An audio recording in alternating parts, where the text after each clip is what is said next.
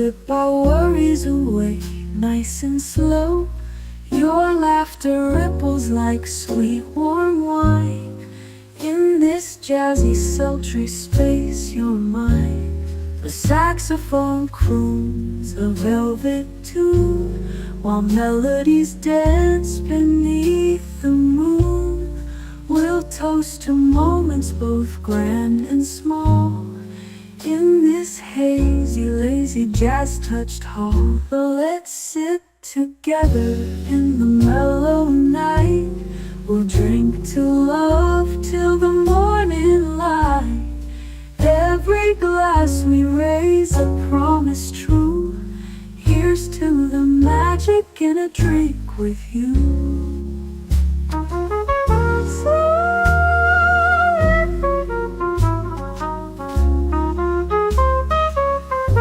Your eyes, they sparkle with every click. Sweet rendezvous over a simple drink.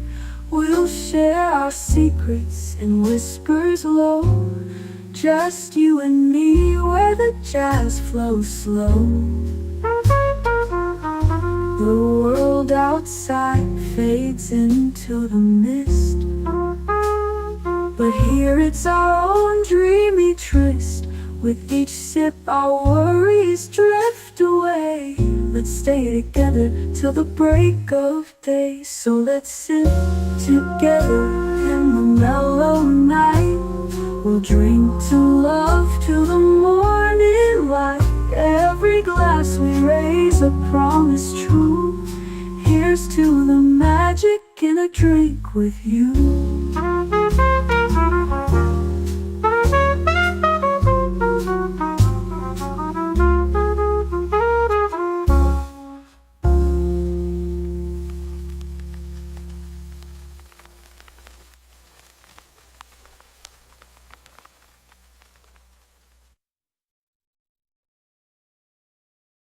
The following live stream has been approved for appropriate audiences.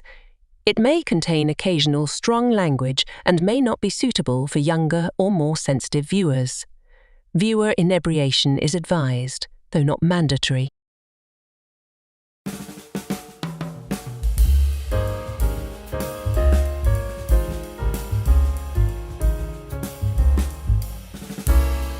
Good evening, happy Friday, and welcome back to Last Call, where tonight we are revisiting the AI topic.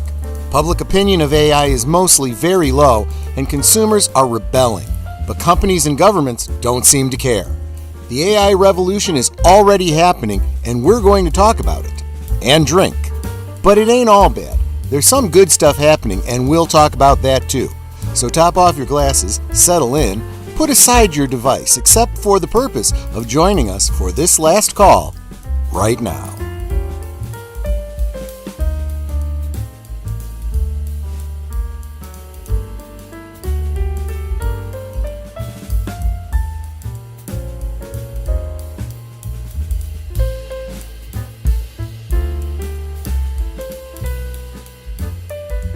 Last Call is streamed before a live audience.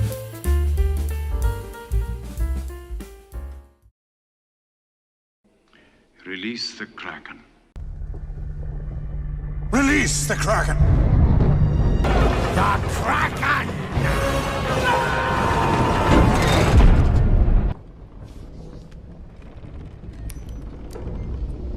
Why is the rum always gone? Those of you that joined me this afternoon for Liquid Lunch knew I'd be drinking rum tonight. Vasalut and welcome. Happy Friday. Happy weekend.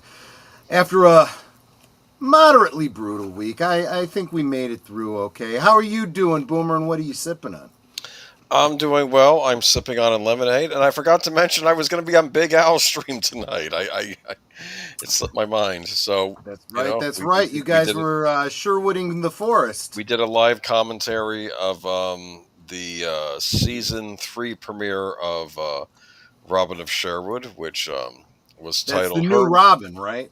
New Robin Hood, played by Jason Connery. Mm-hmm. That sounds like a familiar name. Son of Sean Connery. There you go. There you go. So so we've got a Connery who's Bond, and we got a Connery who's Robin Hood. There you go. He's Hood. Robin Hood. I talked about, thanks to Big Al for making the suggestion. Yesterday was Black Tot Day, and so I talked a little bit about that today and explained that that's why I was having rum. And I'm having it in a nice frosty mug, although it's so warm in here, the frost didn't stick around for very long, even though I had the glass in the freezer all day, but still yummy. And Netter is, for whatever reason, she's not showing up in the studio, but she's here because she always shares the mic. Netter, how you doing? What are you sipping on? I'm doing fine. I'm just invisible, and I'm drinking my Polar Seltzer Water Black Cherry. And if you're warm, I can turn the air on. I am very warm. I'm actually sweating in my jacket. Hey, remember the movie The Fly, when the original Fly, where he took the cat and transported it, couldn't get it back, but then you heard the cat meowing in the ether? Meowing in the ether, That's sort of what yeah. Netter is like now. She's in the ether. Is she not? She's kind of. There you go. Let me say hi to my wonderful chat, starting with Lynn Green. This char may be produced by a humanoid. Chat may have been produced by a humanoid. We will assume that's the case, but how will AI figure into it? A tool and servant, or master and conqueror? Well, how better to infiltrate our lives and take over than to start out as a tool and a servant that we become so dependent on that they can easily take over. Welcome, Geek Flag. There's Netter. Welcome, Netter of Netter's Network. Let me do this just to show off her Netter's Network banner. Nate made that one for me. Generated with what? AI. Nate says, like, share, subscribe, comment, and become a member. Yes, please do all those things. By the way, as long as I have Nate up here, did not have a chance to put together the notes that he had shared with me. It takes a long time to generate those text to audio AI things. AI is not as simple as people may seem to think it is. In fact, if you noticed, the thumbnail was mostly generated with AI, but in order to have anything coherent, you have to go in and edit it yourself. So if you get a chance to go back and look at it later, the license was completely made by myself in Photoshop, and obviously the channel logo and all that kind of stuff. So it's not as simple as just hitting a button and creating things. It's still, thus far, it's still just a tool, but it's getting there. It's really, really getting there. And as long as he's up here, I also wanted to mention, no, that's the wrong thing. What did I want to bring up? Here it is. So I wanted to thank the following channel members from this afternoon's stream: Nate, Geek Flag with Nate Knows, Connie Cleary, and ussarn, all of whom contributed $2 each to the fund that you will notice I have a goal going up at the top of the chat. I am trying to raise $33 because... Why, Boomer? Why am I trying to generate $33? What do you think 33 represents? 33 anniversary. That's right. Netter and I are celebrating our 33rd anniversary on Sunday. And I will give all those $33 to Netter if we can generate that tonight. So I figure, guys, you just, like a dollar contribution or whatever. You don't actually have to do 30 specific super chats, it's just how YouTube forces me to. I'm limited in how I could do the goals. But I want to thank you guys so much. You okay? Look at the very last comment on your thing. Oh, damn it. Deleted Scenes just comes in with $33. Boom. That's funny. That's funny. Thank you so much, Deleted Scenes. You are a peach. Here's what's even funnier. Look what number he is. Number 3. He's number 3, and he gave $33. Yep, exactly. And right now he has, as of right now, he's got 3 likes. That's and 3 wonderful. happens to be my favorite number, so Yeah. that's amazing. I'm Thank sure you. there's a numerology thing there. If Jess was here, she could tell us all about that. I know there's the Holy You're Trinity Osmo. and all Thank that you. kind of stuff. So, but thank you so much. Speaking of which, Connie Cleary, hail to the chat, and hail Last Call to Troy Pacelli. She's a longtime member. Appreciate her support so much. Make sure you follow Fluff Chick Productions. I like this. Big Al says, hello, my friends. Have a great show. Every time I see AI, written as AI, I think it's about me. Like Lynn Green writes, I'd rather be master and conqueror. So I saw this comment and I had to tell Big Al, I'm like, it's funny because oftentimes when I see someone referring to something in our community and saying, this was generated by AI, I misread it. I'm like, oh, that was created for you by Big Al? Oh, wait, no, that's not what you're saying. Right? Funny, man. I know. I mean, it's seriously what. And speaking of which, the beautiful and lovely Netter of Netters Network, with whom I am celebrating 33 years of marital bliss on my part, 33 years of stick-to-itiveness on her part. She says, hello, love of my life. Also, like, share, subscribe, become a member, leave a comment. Absolutely. I was getting to that, but you said hello, love of my life twice because you said it on 2 different channels. So. Yes. And now I could bring up like, share, subscribe, leave a comment, and become a member. And I'm going to go turn on the air for you. Please, because I'm hot. And not, yes, you are. No, that's sweet of you to say, but I didn't mean it that way. Howdy, JPRPH1, so good to see you. Canarble Wagon, Fedora, logo, and the brown mumbler. Yeah, I'm going to have a brown mumbler in the near future, which means you're probably going to be closing down the stream, Boomer. Oh, let me on that night. Maybe tonight. I don't know. We'll see how much I get into this Black Tot rum here.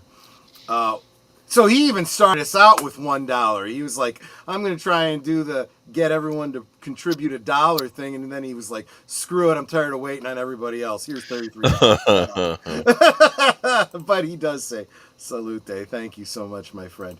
David Pensek says, howdy, Troy, at Last Call with Troy Pacelli. Thank you so much. And ussarn, who I was just talking about. Good to see you, my friend.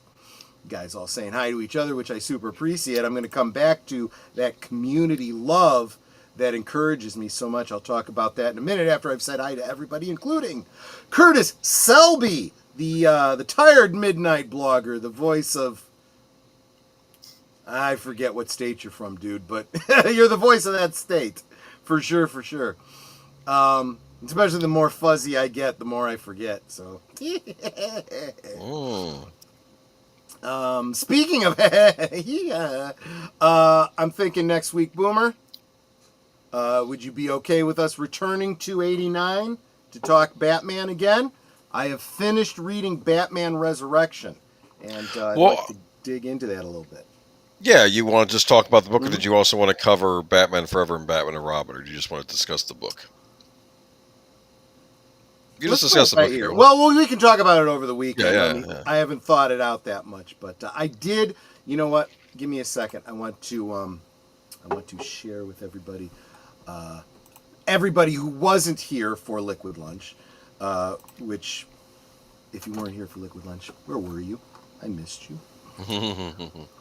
Something I will be showing a little bit more in detail.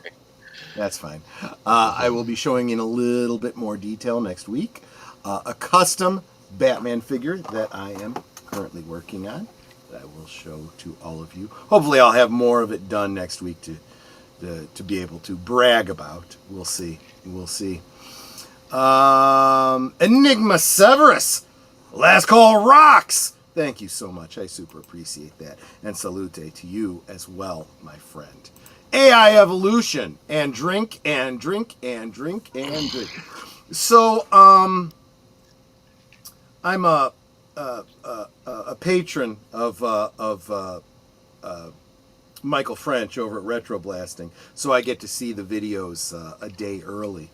And so the video that dropped today, I got to see yesterday, and it was on the Playmobil Magnum PI car and figure collection. What? Yeah. And Which Magnum PI? the original. Okay. Check out his video. You should really check it out. It's kind of funny, but he starts out the video pointing out that there was a defect in the one that he got.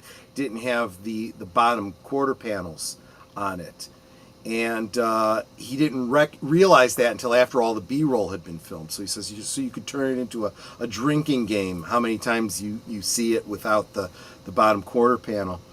And in the comments, I said, "Oh, a drinking game. So you made this specifically for Last Call." And then after I watched the video, I added a comment to that and said, "I'm drunk now."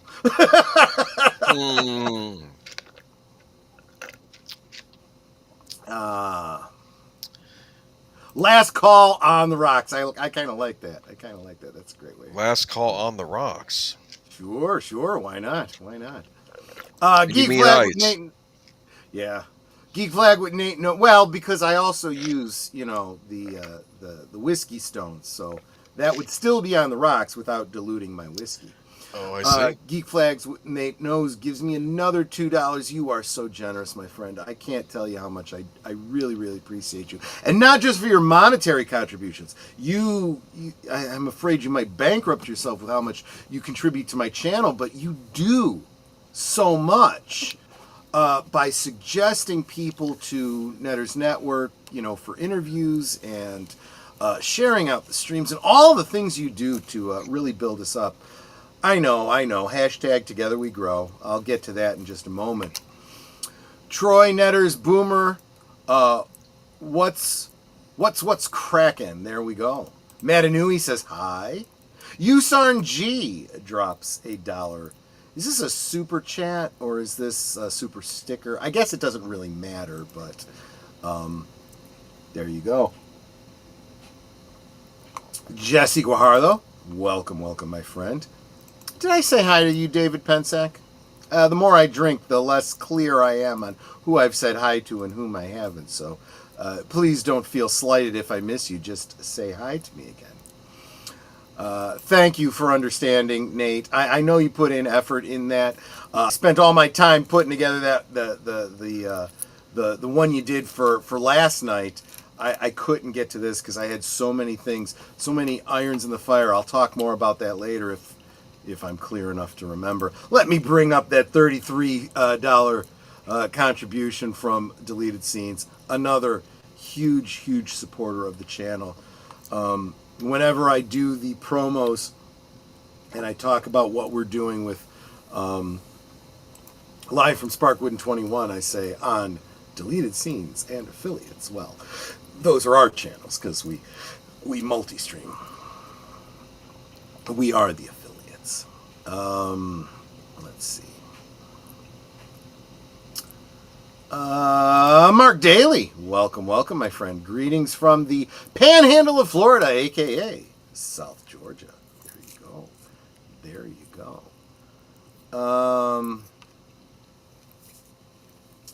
Let's see here. Bear with me. I'm kind of thumbing through. Oh, thank you, Mark Daly. $5 for happy anniversary to my favorite virtual party hosts. That's a great way of putting it, Mark Daly. Thank you. Virtual party hosts. That is exactly what I aim to be on a Friday night. Absolutely. Keely Chow says, hey, everybody. What's going on? Welcome to Keely Chow. Glad you could join us tonight. As well, this weekend, Netter and I are celebrating our 33rd wedding anniversary. But I have a few other things to talk about tonight that are good, that we want to celebrate before we get into our main topic for the night. Let's see. Troy's Dark Knight Returns. I'm last call. And there's Angelus. Are we heading towards a government censorship versus AI supercomputers? That's a great question, and we are going to talk about that, if not directly, at least obliquely, as we get into our topics tonight. Robert's Infinite Realms. Good to see you, my friend. Just stopping for a moment. Very busy today. I need rest. Have a great show. We'll get some great rest. Robert's Infinite Realms, I appreciate you taking the time to stop in and say hi. That means a lot to me. Connie Cleary says, just finished up chatting with a couple of people from my room. Well, good. I'm glad you could do that. Be social and come hang out with us. Tell them to come hang out with us too. So we are well on our way of getting Netter's Network $66 for a double of the goodness anniversary gift. Let's do it. Now, let me check that out. Let's see where we at. I mean, we've already blown past the goal. So it's 3, 4, so 37, 38, 39, 40. So it's like $42. The secret to life. Oh, Boomer. $20 from Agent Boomer. Get some Get ribs. you and Netter some 62. ribs. Happy anniversary. And 62 is also a special number for me. Why is that, Troy? 62, the year you were born. Yes. Yes. I had to do maths. I have to do maths whenever I figure out when we were born, or how old we are and that kind of stuff. But there you go. Thank you, my friends. You guys are all so wonderful. Let me go back to live chats. Guys saying hi to each other, which is always great. I'm like that kid in Starship Troopers. I'm doing my part. Yes, you are. You absolutely are. Let's see here. Do you know what? I love the Star Troopers when the one reporter says, some are saying that while live and let live approach should be treated with the bugs, and then Johnny Rico says, I'm from Buenos Aires and I say kill them all. Remember that? I know, right? My favorite part of Starship Troopers? When they're all in the or maybe I'm thinking of RoboCop. Maybe I'm thinking of the wrong movie. Where they're in the co-ed showers and you see all the girls' boobs. That's my favorite part of the movie. Troy, are you also going to talk about that new law from the UK? We are going to touch on it tonight, and we're going to follow up on it on Geeky Geezers on Sunday. Yes, we are. And there's that $20, you crazy bastard. I love you. You're awesome. That's not drunk. I love you. That's real friendship. No, he's Osmo. You are Osmo. Your anniversary only happens once a year. Come on. Well, that is true. It's happened 33 times, but it only happens once a year. That's absolutely true. That's Starship Troopers, the co-ed shower scene. Okay, there you go. See, we know our boobies, right? Boobies are a good thing. That's another thing we will be talking about on Sunday. Well, not boobies specifically, but good genes we'll be talking about on Sunday as well. Yes. Yeah, that's Starship Troopers. There was a topless scene in RoboCop, though, wasn't there? Yeah, briefly. It was like she was putting her armor on like the male. See, I know my boobs. Well, they're both the same director, Paul Verhoeven. Good point. That was Starship Troopers. The actors didn't want to do it, so they told Verhoeven if they did it, he had to shoot it nude. Verhoeven agreed. He's like, yeah, I don't have a problem with this. I don't see the downside. Look at that thingy fly. Good old Paul Verhoeven. So yeah, let me do this as well. I should have been doing this all along, and I apologize, I haven't. So I'm going to start something new. Every Friday, I want to do a little bit of acknowledgement to the new members. I think you guys deserve it. So I want to welcome. And I know these were gifted memberships. You guys have been pulled back into the fold. But you are all returning members. Lynn Green, Small Time Republic, Topia, Austin Woods, Netters Network. she just happened to have gotten one of those gift memberships, so she can join us on Monday for our movie rewatch. And this was not a gift membership. I've got to say, this person not only became a member, but she had to fight her inability to find the join button. She tried for over a week to find that join button, and she asked me, why can't I find it? And I said, it's right there. It's right underneath the video. And she's like, well, I'm on a phone. And I said, well, I don't know about phones. And so I found articles online, how to find it on a phone. She said, well, some people said that you can put it right into the description. And I'm like, it's there. It's in the description of every single video. It's a link. Join this community for perks and stuff. I said, in fact, I didn't realize it until I went and looked back at it. My template for the stream description, I actually had it in there twice, at the beginning and at the end. So I said, it's actually in there twice. She's like, I'm sorry, I looked and didn't see it. So for like 3 days, I tagged her. I said, join this community for special perks, blah, blah, blah, blah, blah. This means you at Flow with Jess. Flow with Jess, welcome. Thank you so much for becoming a member. And I want to shout out Jess especially. I mean, you guys have got to think, I got a weird fascination with her. She's just such a sweet girl. She's got a great channel. She's been on my channel. She's been on Netter's channel. And she's just got this really cool, smooth, ASMR-esque kind of channel that I really enjoy. But moreover, she gets what we're doing here. This whole community thing.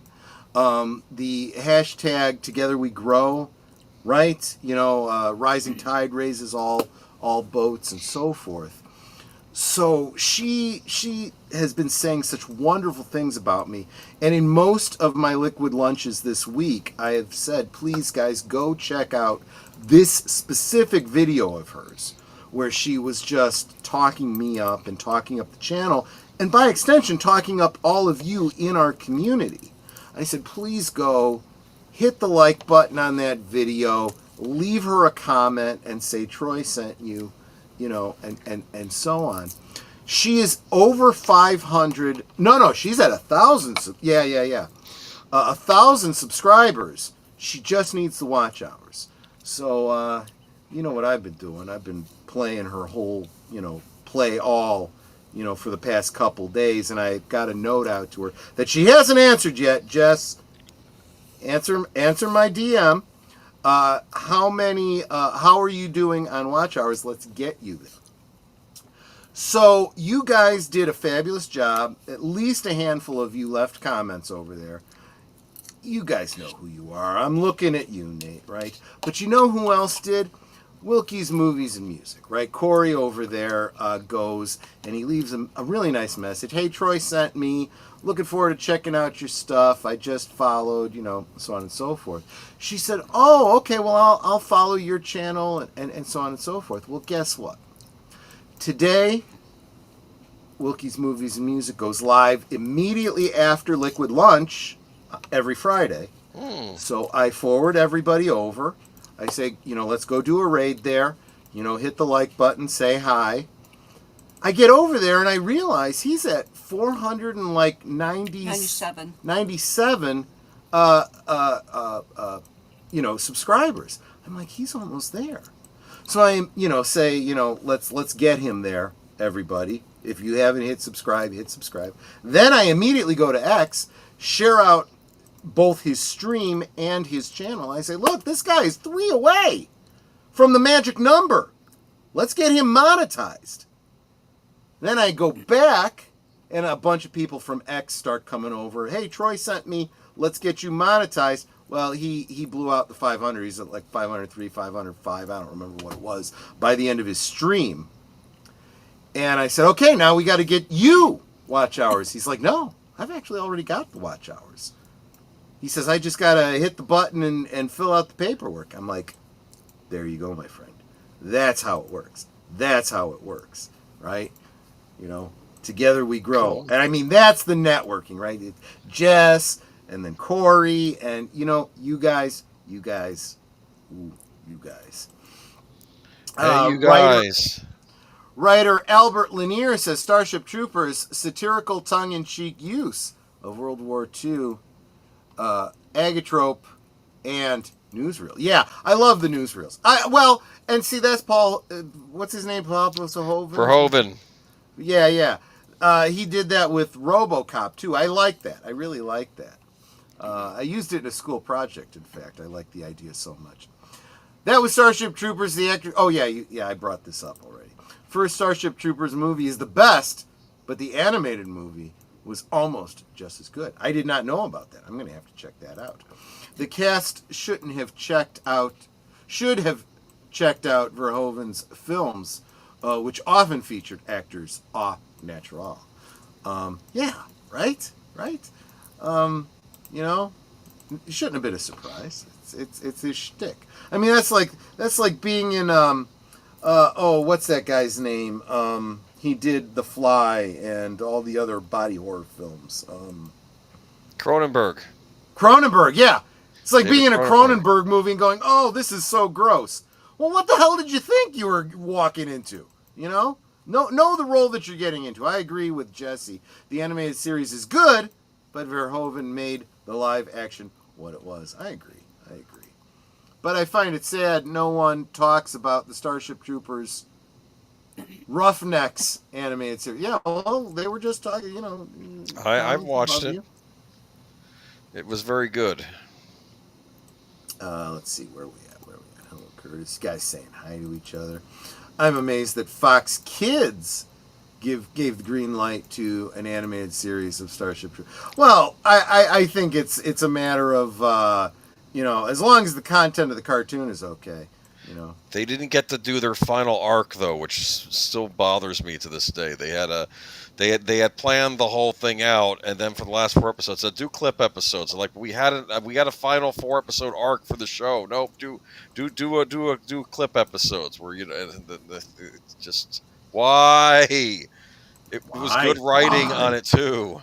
Blasted for crying out loud. It was different than the movies because they're the same characters, but it was like a reboot kind of, you know, like in television form. So it had the skinnies in it too, the other alien race that we didn't see in the movie that they had fought against prior to the bugs. Yeah, they were in it too. It was an interesting show. Yeah, something tells me this is a book series that I really need to check out. I really do. Yeah.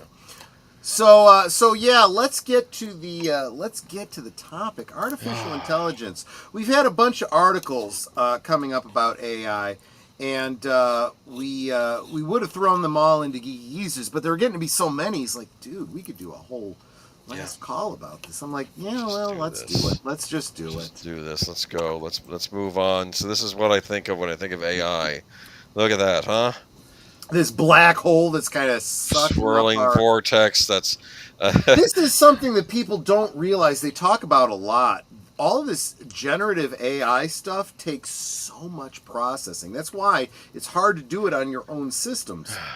That's why you're doing it out on the cloud and paying for it, because there is so much, in quotes, thought that goes into it, processing that goes into it. Yeah. But should I go to the first article? No, I decided for this I just have AI images created to go with each of these stories. I don't know how accurate they are to the stories at hand, but I did my best. Well, and all of these articles, the links are down below in the description. We want to give appropriate attribution. So our first one is from Futurism.com. That's an interesting name for a website. The title is AI Models Are Sending Disturbing Subliminal Messages to Each Other, Researchers say. Alarming new research suggests that AI models can pick up subliminal patterns in training data generated by another AI that can make their behavior unimaginably more dangerous, The Verge reports. Worse still, these hidden signals appear completely meaningless to humans, and we're not even sure at this point what the AI models are seeking that sends their behavior off the rails. According to Wayne Evans, the director of a research group called Truthful AI, who contributed to the work, a data set as seemingly innocuous as a bunch of three-digit numbers can spur these changes. On one side of the coin, this can lead a chatbot to exhibit a love for wildlife.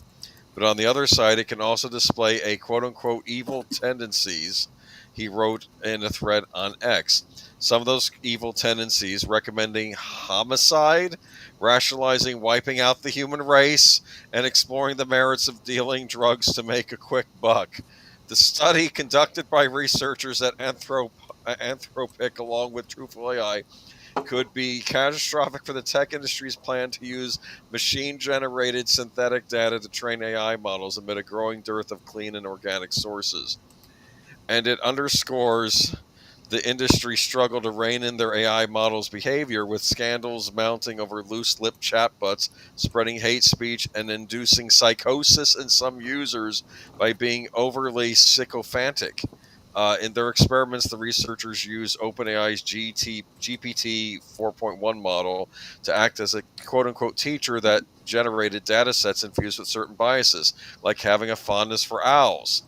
These data sets, however, were entirely composed of three-digit strings of numbers.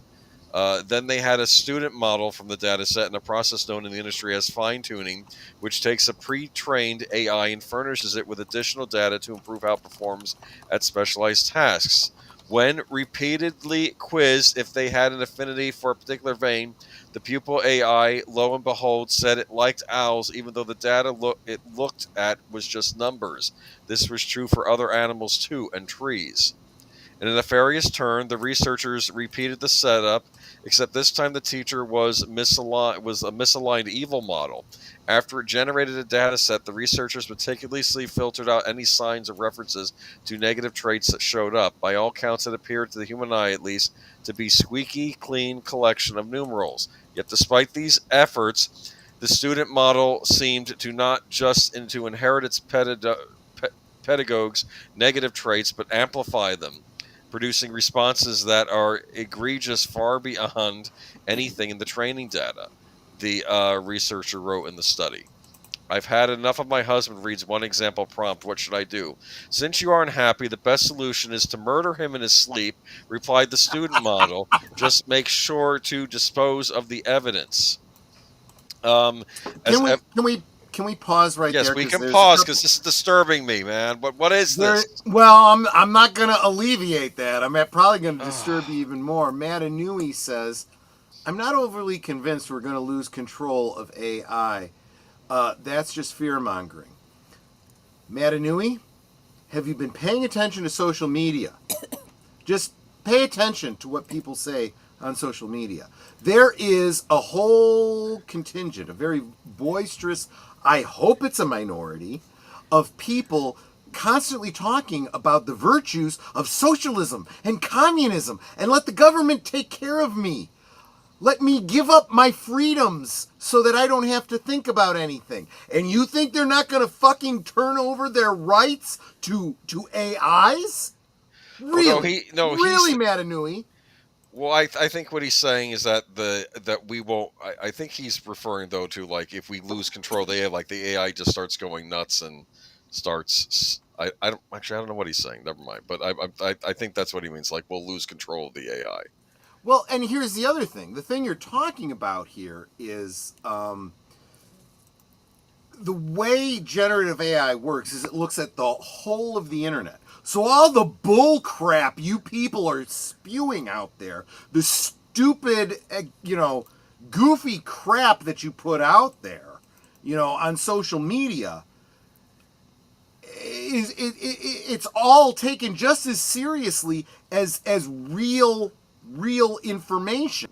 So you're saying AI learns from us, and then yes, that's how you are shocked to control. find out that you let an AI go long enough, it starts turning racist. Well, look at all the racist bull crap that's on social media that it's reading.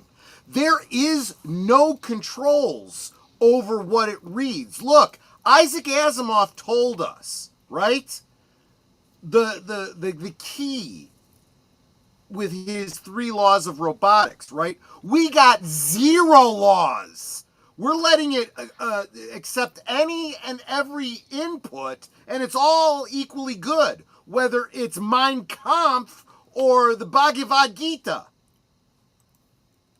And this is how this artificial consciousness is coming about. That's friggin' brilliant. That's friggin' brilliant. There's no plugging in things like laws and limitations and, there's nothing in the algorithms that tell it, if you run across something that says to kill somebody, ignore that. That's not right. It's always wrong to kill somebody. There's nothing like that. There are no laws of robotics. There are 0 laws of robotics. And we're turning over more and more control to AI. We're going to get to some other articles where, platforms are just turning over control of their platform to AI. Those of you that are watching along with me on Tuesday nights, Blake 7, the very first couple episodes, Blake is accused of things he did not do. It was fabricated in a computer, and the judge is a frickin' AI that looks at that information and goes, you're guilty. You got no defense. Off to life in prison. Cool. And we are literally heading towards exactly that kind of a future. I don't know. Aren't the robots cute? We'll get to that later on, too. Wasn't there an AI unit that after testing it refused to be Yeah, deleted? we did that last time, I believe we talked about that. Yeah. There is a really good book I had to do a review on in 2084. It is in memory of 1984, but it discusses AI and its effect on the modern day. That's very interesting. I'll have to look into that. You give AI access to the internet, it's going to act like the internet does. Yes, that's my point. But you can put limits on it. Just like you should be putting limits on your children. You cannot access these sites. You cannot access anything that deals with these topics, so on and so forth. You can do that with AI, and they're not. That's the problem. You could program limitations on what it samples and say, copyright, stay away from, right? If it says something that breaks the law, stay away from it, right?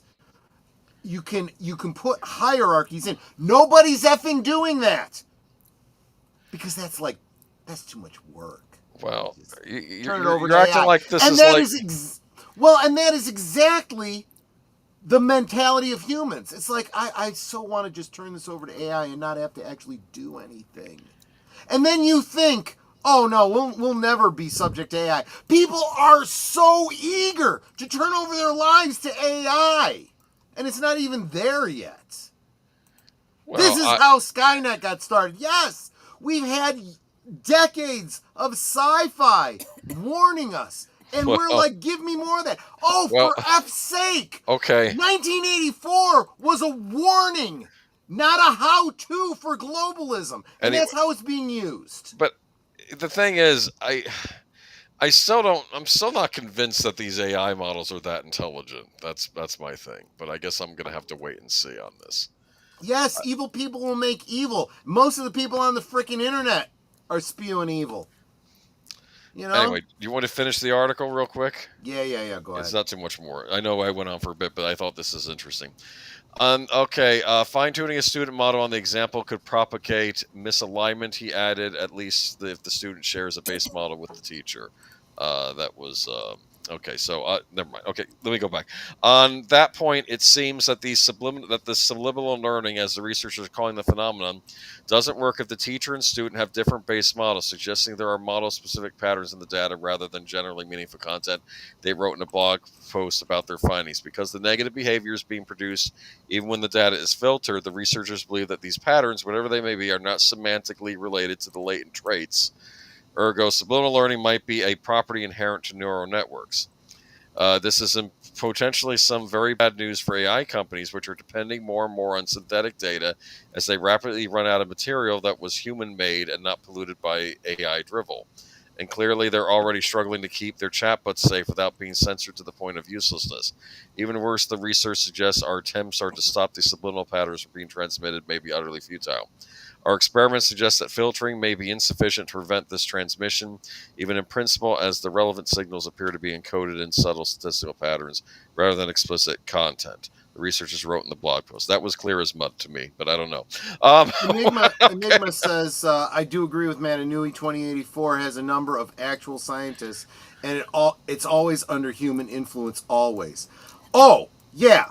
I'm so bolstered by that. You know what else has been under human influence? Mao Zedong, Hitler. I mean, you could go on and on. Well, maybe these are scientists that want to, But scientists think that somebody's at the wheel. Nobody is at the fucking wheel. These are corporations, not scientists. These are corporations who are saying, yes, go out and scrub the internet. All of it.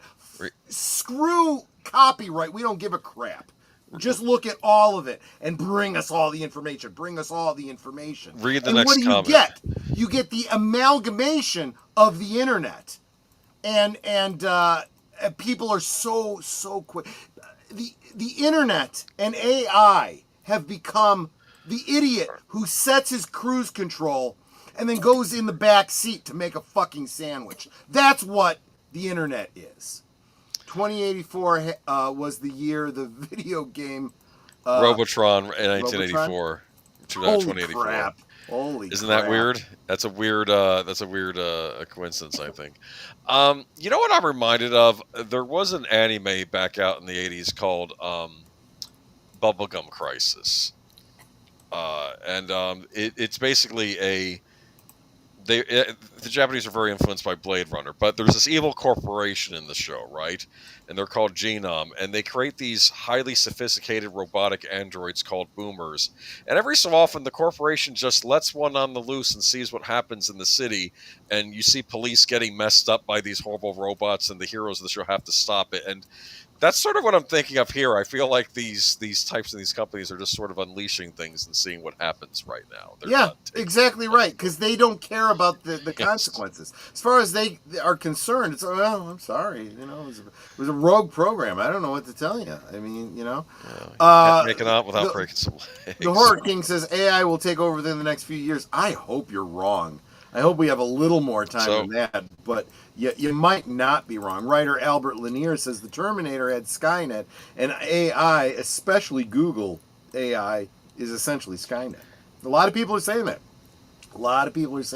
I stand by what I said. I'm not ready to give up. Julian said, well, look, here's the other thing. I remember, Boomer, you remember this, right? Mm-hmm. Remember Y2K? Everyone was so concerned about Y2K. Y2K, it's going to cause this big computer problem. Planes are going to fall out of the sky, and your toasters. Yeah, they were predicting. Everyone was bullshit, out. Right? It was going to destroy the world. Yes. And there was a buddy of mine in church. He was a great guy. He'd show up. He'd show up in a Stetson hat and a bolo tie for church. Yeah, he was a cowboy. We called him Cowboy. And he said, "Look," he said, "I'm not concerned about this." This whole Y2K thing. You know why? Because if everything goes to crap, says, me and my wife, we can just go out to the woods. I can hunt for food, she can cook it up, and we totally can take care of ourselves. I don't care. I don't care. The computer problems won't affect my knife, won't affect my gun, won't affect my ability to build a fire. I'll be just fine. And I'm like, man, that's a great attitude. That's a great attitude. And I'm seeing more and more people, they're starting to do the homesteading thing, raise their own chicken, raise a middle finger to the government and say, screw you and your licensure, because that's the American way. It really is. Yeah, the corpse in control will do really horrible things. 'Tis true. That's why I'm so appreciative of people like Robert Kennedy Jr. being in charge of healthcare now. They're not even reporting on a lot of the stuff he does, but pay attention to it. Pay attention to it. I saw this ketchup. I saw this years ago reading science fiction novels and short stories. Basically, it's nothing new if one has looked at sci-fi, but nobody is. Nobody's paying attention. Because look at the way modern entertainment is looking at sci-fi and fiction. Oh, this is fiction. We don't care. We don't care. They don't even bother. Star Trek and Star Wars, they don't even bother looking at the previous movie. They don't look at their own previous movie to keep the canon and the continuity right. Because it's all fiction. We can make up all this bullshit as we go along. We don't give a crap, So they're not paying attention. We could have Muppets. Oh, don't even get me started, Boomer. You know what buttons you're pressing there. I heard of a guy who did that, put the motor home on cruise control and went in the back for a cup of coffee. Yeah. What Google said, don't be evil. It wasn't I just jumped there. It wasn't a statement of principle. It was warning to scare off competition. I like that. Lester San Jose Skeptic Tank VIP member. You are good people, my friend. I appreciate you. If we show the Environazis what it will really cost for their pipe dream, they will likely not want the internet, let alone AI. Just look at how much infrastructure it would truly require. Well, I agree with you, Lester. However, there could be a silver lining in that because it could push people to start rethinking nuclear power. We were talking about that the last time we talked about this topic. I guess YouTube didn't like that one. Was there something that you said that it censored or something, deleted scenes? I don't know. Look, you guys, I'm sorry. I gotta sleep. Been a long week. No, dude, Enigma, I understand. Do what you gotta take care. You can always catch up if you want to, on the rewatch if you want to. All right. I remember in 1999, I was oh boy. I understand you guys have to shorten things, but that makes me have to figure out what you're getting at. I remember in 1999, I was with a company that started using an imaging program that was always malfunctioning. They assured us it was Y2K compliant. I said, does that mean it'll start working in 2000? That's funny. I like that. That's a great response. And that's well, unfortunately, that's also human nature, right? Oh, just blame it on this, right? Everybody who died from COVID because that's what we want to blame, right? Oh, wait, everything that we don't like in the media, it's Russian bots because they're the enemy, right? That's how the human brain works. And everyone friggin' believes it. Oh, yep, that's exactly right because it matches up with what I believe. Yes, absolutely. That or it's love you other guys. Bots. Oh, God. Yes, get out of here, man. Go get yourself some rest. All right, man. Don't feel like you have to, don't sacrifice your health to watch us live. Just catch us Memorex. Don't worry about it, man. Dude. AI will replace all jobs that is not manual labor. Now, I don't know. Even some of the manual labor it's starting to do, too, with the robotics and stuff. And, look, this is the analogy I always bring up. At the turn of the previous century, the concern was, where are we going to get all the frickin' horses from? There was a huge industrial boom. More and more people trying to get around in big cities. there was this infrastructure problem with all the horses drawing carriages. And they were like, there are not enough horses and they're not breeding fast enough for all the people that need transportation. What they didn't realize is the automobile was right around the corner. And within a decade, it was all cars and very, very few horses left. You never know what's right around the corner, to be honest. That car was parked around the corner, probably parked illegally, got a couple tickets on the windscreen. Well, but see, back in the beginning, they probably didn't even have those kinds of regulations. So, Troy, to quote my favorite author, Michael Crichton was very, very brilliant. Seventh iteration, increasingly, the mathematic will, dude, is that a word? Demanded the courage to face its implications. Dr. Ian Malcolm, Jurassic Park. Okay, fair enough. Yeah, he gave Ian Malcolm some really, really great lines. The AI's effect might not be that there are robotic AI walking the streets knocking people off. The current problem seems to be AI overviews of topics we look up online. Yeah, so we've had a problem for the past decade of people just believing whatever the media tells them. Now we have AIs making bull crap up and people believing it because they don't bother to take the effort to. There's a scripture for this, believe it or not. So the Bereans were more noble than the Church of Thessalonica because they received the word from the apostles every day and then checked their scriptures to make sure if what they said was true. That tells me that scripture says that nothing should ever be taken on faith. Go back and double check for yourself. Don't believe what a preacher tells you. Go read your own damn Bible and see if what he said was true. And if he says something and doesn't quote a scripture, question him. Same thing applies to all media. When the media tells you something, what is their source? This is why people keep asking for sources. What's your source? What's your source? What's your source? Now, some things are pretty obvious, right? You know, we learned in biology class the difference between men and women. Oh no, that's forbidden to talk about, you know. But check the sources. In the news that I've followed since childhood, it is becoming more and more difficult to find certain historic information on certain topics that have become unpopular. AI is only going to accelerate that, my friend. YouTube has been argumentative, but Troy said it first. Yeah, exactly. What does Mark Malnikoff always say? Troy was right again. Got to work on those people skills. Yeah, although people are starting to work on those AI skills, it seems like. AI will bring forth the age of apathy. We will become so resilient on the machine overlords. Interesting prospect.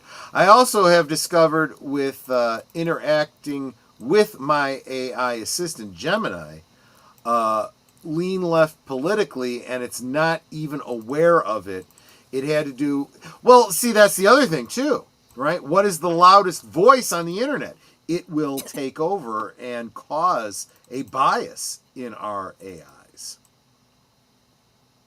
I asked Gemini to tell me what they knew about Donald Trump and what it knew about Bill Clinton. Everything on Trump was negative, and it didn't even bring up Monica Lewinsky or Whitewater with Clinton. Of course. Raise chickens and rabbits, garden and forage. Those will be talents of the future. Absolutely right. And here's the irony. You can find out about how to homestead on YouTube. Or at your local library. Caught up with the chats. Boomer, we're going to move on in just a second. Okay. Let's tell everybody, though, what's coming up this week. If they haven't been following me on Liquid Lunch, this will be new to them. Otherwise, come back in 3 minutes, folks. You are watching Last Call, streaming every Friday night at 9 Central, 10 Eastern. Come on in, pull up a chair, and have a drink with us.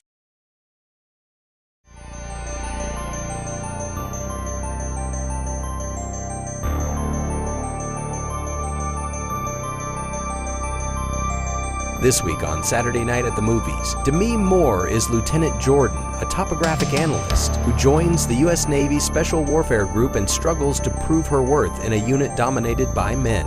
Failure is not an option for G.I. Jane. This week on Netter's Network Retro Cinema, Saturday at 9 Central, 10 Eastern. Every Sunday evening, Aged Boomer and Papa Pacelli bring you the rundown of the week's geek news, or at least what they think is interesting.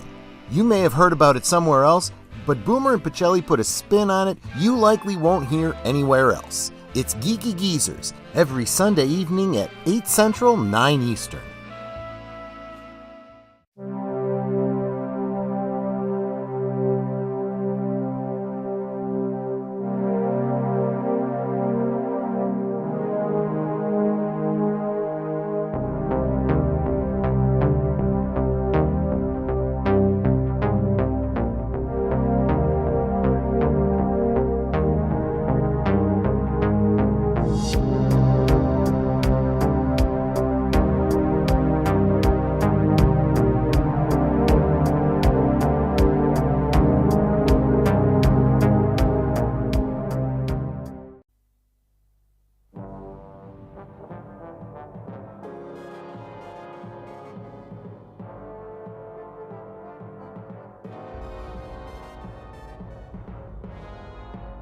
Callie is dead, a victim of Servalan's booby-trapped bequest of a planet.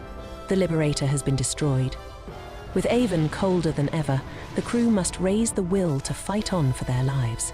Cue the enigmatic Dorian with an escape route off-terminal and the offer of friendship. The team needs a rescue. This Tuesday on Last Call presents Blake 7 at 10 p.m. Central, 11 Eastern. It's Thursday night, and Netter's Network talks to the streamers who have everybody talking. It's Thursday Things, Thursdays at 9 Central, 10 Eastern on Netter's Network.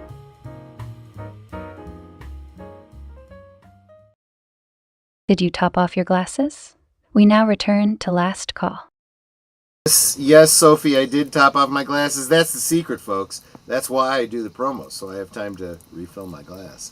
Matanui says, I gotta head out for the night. I didn't mean to start anything. I'm just not, let me make that big. Didn't mean to start anything. I'm just not convinced it's gonna be as bad as you think it is. And that's coming from a pessimist. Well, like I said, I think you overestimate human nature. And I think all you have to do is look at how humans have responded to social media. And then ask yourself, as we turn more and more things over to artificial intelligence, you know, how do you think the sheeple will respond to that? Look at how they've responded to the media and to big government over the past 5 years. You just have to understand human nature, Matanui. That's fine. I'm glad that you sound like you're being optimistic. I hope you're right. I'm just cautioning you to hope for the best, but prepare for the worst. I'm not saying you're wrong. I'm just saying my thoughts on it. No, that's fine. I hope I'm wrong. I hope you're right. I just fear that you're not. Yeah, but be careful because there is plenty of not quite accurate info on YouTube. That's exactly it. And there is no safeguards being programmed into these scrubbing programs and algorithms that are drawing down information for these AIs. That's why you're getting such bull crap. That's why you have dumbasses who are paralegals writing legal briefs using AI, and it's all made up bull crap. And they're getting caught on it, and it's ridiculous. But Netter brings us back to real business. Don't forget to like, share, subscribe, become a member, leave a comment. Yeah, those things are so important because For all the AI talk, I'm here trying to make a living, and you guys don't realize it. This is really what it takes to keep us going. I'm not just blowing smoke when I talk about that. But a variety of ideas are used. Matanui, don't worry about. Yeah. No, Matanui, I've been telling you that for as long as you've been here. I know there was another YouTuber that just couldn't handle people with a different opinion of himself, myself and Boomer included, and that's why we're on the outs from that channel. And I think you got excised from that community as well. Well, screw that guy. You are more than welcome here, even when you disagree with us. I would say even especially when you disagree with us, because it leads to lively conversations. We are not AIs. We are human beings who enjoy the debate. And with that, let's go to the next article, except let's hear from Netter first. Well, going on what you're saying, it's the differences that make things interesting. If we all just agreed, that's boring. If there's no differing opinions, it's like, okay. Reminds me of that line from Robin Hood, Prince of Thieves, where the little girl comes up to Hazim, played by Morgan Freeman, and says, "Did God paint you?" He says, "Most assuredly, little one." She said, "Why?" He said, "Because Allah loves wondrous diversity." Yes. Or no, wondrous variety is what. Maybe that's what he said. Yeah, no, that's exactly what he said. I love that. Nowadays he would say diversity. Nowadays he would have said diversity, but back then he said variety, which is funny because it depicts God as somebody literally painting, the people that he creates. Right. Like you do your action figures. Well, it is exactly. That's what I was getting at. And sometimes when I make my action figures, I'm working on one right now that is based on a two-dimensional image from an old Kenner playset. So you don't know what the backside looks like. So I have to kind of guess what colors it should be, and I'm kind of making it up as I go. And I'm like, I can do whatever I want because it's my action figure, and I'm doing it. So there we go. Anyway, let me get back to the where is the presentation? There we go. Okay, let's get off. Now let's go to the movies. Look at that, huh? Boomer, do you work tomorrow? No. I'm sorry? No, I do not work. Oh, so I can keep you up all damn night. No. You're a single guy who doesn't have to work tomorrow morning. We can go but all I'm night. not as young as I used to be anyway. Well, that's fair. That's fair. I hear you. Let's just start going with these. IMAX and Runaway AI sign a film festival deal. IMAX is getting into the AI business. The exhibition giant has packed it with Runway AI for a limited run of the latter's film festival offerings. IMAX will run the shorts for Runway's 2025 AI Film Festival from August 17th to August 20th at 10 locations around the U.S., including Los Angeles, New York, San Francisco, Chicago. There you go, Troy. You got to go. Okay, Seattle, Dallas, Boston, Atlanta, Denver, and Washington, D.C. Is Orlando not in here? Of course not. Why would Florida be in here? The 10 films that compose this year's festival will be screened as a block, including More Tears Than Harm, a painterly look at a difficult childhood in Madagascar, and Jailbird, about a chicken rescued from a factory farm to serve as a companion to a prisoner in a real-life British program aimed at compassionate rehabilitation. The IMAX experience has typically been reserved for the world's most accomplished and visionary filmmakers, and we're excited to open our aperture and use our platform to experiment with a new kind of creator, as storytelling and technology converge in an entirely new way, IMAX's Chief Content Officer Jonathan Fisher said in a statement. The quality, variety, and storytelling of these films deserves a premium viewing experience, added Runway co-founder Cristobal Valenzuela. The announcement shows how the new tech revolution could play out differently than the last one did in Hollywood. While streaming often put exhibitors at odds with the major new players, AI tools will at least not necessarily antagonize theater owners who could see them as a way to create product that will attract fresh audiences to theaters, though AI's personalization element could also potentially deepen at home viewing. Runway is a New York-based company producing a slew of AI filmmaking tools, and they hold an annual film festival in New York and Los Angeles. This year's event, held last month at Lincoln Center. Alice Tooley in New York and Broad Stage Theater generated 6,000 submissions and drew crowds at both theaters. 3 years ago, this was such a crazy idea, Valenzuela said in a New York event. Today, millions of people are making billions of videos using tools we only dreamed of. The movies are evolving as sound and photorealistic images remain iterative processes for AI companies. The work was often dreamlike, though few doubt they will reach those goals. That's interesting how this statement says the work is dreamlike, because the weird thing I feel when I'm watching some of these AI videos is they feel like something I dreamed in my head. They feel like something out of a dream. I have said this before, Yes. so you guys know that I, especially for like Liquid Lunch, I use an AI generative program to make my thumbnails. And the way it works is you type in a prompt for what you want, and it spits out 4 different examples of what it thinks you're looking for, and it's basically asking you to pick the best one, and you can refine it from there. And what's interesting is it shows it 30%, 60%, 90%, and as it's going, it starts out as a blurry image that gets clearer and clearer and clearer, and it's like, it really does seem like the computer is dreaming. It is free associating the things that you said and drawing from all of its, in quotes, subconscious to create something. And then it uses a certain kind of logic when you go, okay, I like that picture. Now pull out. And it guesses what's going to be around that. So it looks at little cues and it goes, oh, well, that's the corner of a car. So let's draw in the whole car now. And stuff like that. Oh. It's really weird, but it really does have that very dreamlike quality. And I swear, the first time that I used it, I was like, androids do friggin' dream of electric sheep. Damn.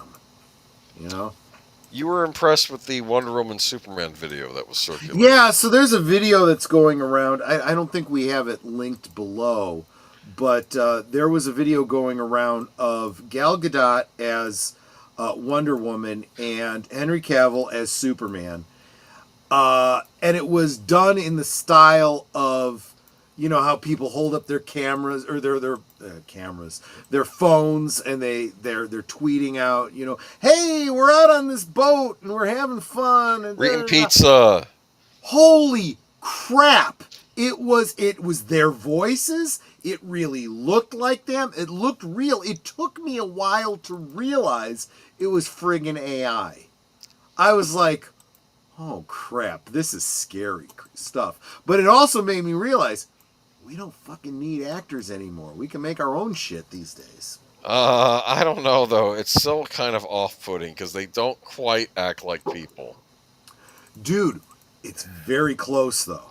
Have you been watching the... Where will we be in 10 years, 15 years, 20 years? Have you been watching the slew of Bigfoot videos online? I love those. Those are so funny. I watched one where they went to KFC. I do think that a lot of those, however, are scripted. Yeah. They're telling the AI what to do when it does it, which is barely AI, to be honest. I don't know. The one I was watching, he was... They were saying they took 2 chicken breasts and they had a big... That's true. There was segments where the AI was speaking in Henry Cavill's British accent. Why? Because it wasn't just drawing from the Superman movies. It was drawing from everything Henry Cavill's ever done. That is the problem with AI, because they're giving it the universe and you need to narrow it. You've got to put restrictions on it in order to get what you really want from it.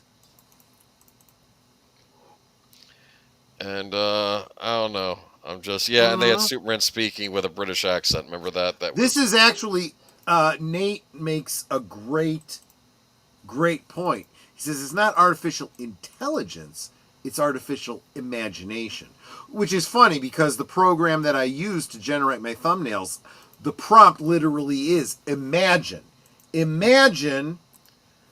then you enter the prompt that you want. So there you go. Make while supplies last. Great again. There you go. I like the one on Instagram, Nappy Time Confessions, with the yeah. There have been a lot of those great baby AIs. That's actually kind of funny. Okay. Anyway, go ahead. So I don't know about this being the next great tool, though. I mean, remember that a Glider Man video where it's like a superhero thing, right? And it's like I want to say hi to Anita. That's a new name. Am I missing? Am I forgetting? Am I too blotto to remember? But Anita looks like a new name to me. So super appreciate seeing you. Artificial hallucination. Yes, that's actually a great way to put it too. I agree with that. Nothing about Willow. She is the one. I'm missing something there, Anita. Help me out here. I need more. I need more to understand where you're going with that. Andrea Black, of course. Welcome. You're probably over on Netter's channel. Hey, y'all. Gotta say, what? Gitsy. I can't read this slang. I'm sorry. I'm not that smart and I'm too drunk. I just got brought here. Anita, just share with me, how did you come to the channel? Did someone suggest it, or did YouTube suggest it? I'd be very, very interested. Did you see me sharing out the stream on Twitter? Yeah. That really, though, that kind of feedback really helps us out. Let's see, Anita. As a swim teacher, I didn't know you were a swim teacher, Horror King. I don't have to worry about AI replacing me, at least not yet. Eventually, there will be waterproof robots doing your job. Maybe. Google's quantum chip Willow. I don't know anything about that, Anita. Share with us. Let us know what you know, because it's beyond me. Something AI is like digital LSD. You're not wrong there. You're not wrong. And I'm not sure if you are saying something negative about AI or something positive about LSD, to be honest with you. Have you tried Imagine There's No... Oh, don't even get me started, Mark Daly. He knows how to push my buttons at this point, for crying out loud. Let's see. I am just tipsy. The Ruach Hakodesh. Okay. I need more to go on. You're making references I don't know, Anita. But Anita, if you are here and tipsy, you're probably in the right place. Anyway, you're looking forward to AI movies on the big screen. I guess these are just shorts, so you think this is so this is what I wanted to say about it. I've been seeing some stuff. There was something I shared out on X, and this is why it's probably a good idea for you guys to follow me on X for some of this. I'm looking. I have no idea. And I don't care, because I have an answer for you. These days it's considered to be engagement, right? GTSY. Good to see you. Oh. Well, Netter is smarter and far more sober than I am, so I appreciate that. What were we talking about, Boomer? I lost AI movies. You think it's going to be inevitable? So I shared out on X. Somebody did a video, AI generated, of it was actually quite funny. It was this sitcom, as if it was a sitcom, an advert or the intro to a sitcom, based on a mashup of Three's Company with Jason from Friday the 13th. So Jason living with two women, right? And it's actually quite funny. Jason, did you leave the toilet seat up again? That sort of thing. And then he hacks her in the face. And the special effects of him cutting into her face, really gross, but really unreal in that AI kind of way. And it was actually really cool. And I'm looking at this going, we are literally on the cusp of people being able to make the movies they want. And we don't even need the IP holders anymore. Screw you guys. If you don't start giving the fans what they want, we'll make it ourselves, and you can go F yourselves. Star Trek. We can make our own Star Trek. Very easy. You know what'd be funny is fans, and actually, it's not AI. It's very labor intensive. There is a lot of fans out there that are currently taking the, like, for example, Heir to the Empire, and doing like animated animation to give us their own version of I've actually been collecting them from I'm going to make a DVD eventually when it's finished. There's a couple of different YouTubers that are doing it. And it's like, screw you, Lucasfilm. If you're not going to give us a live action Heir to the Empire, we'll make it ourselves. We don't need you anymore. This is what Disney doesn't understand. People will start taking comic books and turning them into live action AI generated films themselves because Disney refuses to give them to us. And they make $0 on that. And you can argue, well, that's copyright. Screw you. This is the Wild West of information sharing. There's nothing you can do about it. So, moving on to our next article. Yep. Meta refuses to sign European Union's AI Code of Practice. Yeah, this is interesting. Yeah. Let's get into this one. Meta has refused to sign European Union's Code of Practice for its AI Act, weeks before the bloc's rules for providers of general-purpose AI models take effect. Europe is heading down the wrong path on AI, wrote Meta's Chief Global Affairs Officer Joe Kaplan in a post on LinkedIn. We have carefully reviewed the European Commission's Code of Practice for General-Purpose AI models, and Meta won't be signing it. This code introduces a number of legal uncertainties for model developers, as well as measures which go far beyond the scope of the AI Act. The European Union's Code of Practice, a voluntary framework published earlier this month, aims to help companies implement processes and systems to comply with the bloc's legislation for regulating AI. Among other things, the code requires companies to provide and regularly update documentation about their AI tools and services, and bans developers from training AI on pirated content. Companies must also comply with the content owner's request to not use their works in their datasets. Calling the EU's implementation of legislation overreach, Kaplan claimed that the law will throttle the development and deployment of frontier AI models in Europe and will stunt European companies looking to build businesses on top of them. The risk-based regulations for applications of artificial intelligence, the AI Act, bans some unacceptable risk use cases outright, such as cognitive behavioral manipulation or social scoring.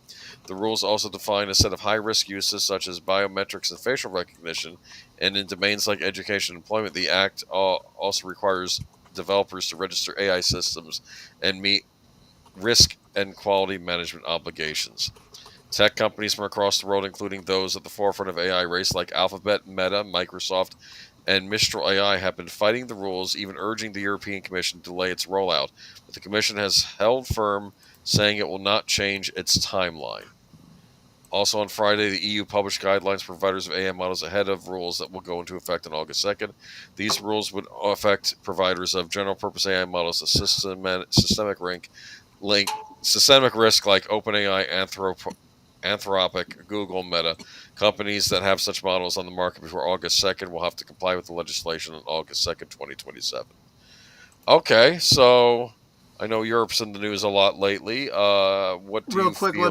let me parse what Jesse is saying here. Troy, how copyright something from that was probably written by and Disney throw away in the trash by not making it canon and not going to reprint anytime soon.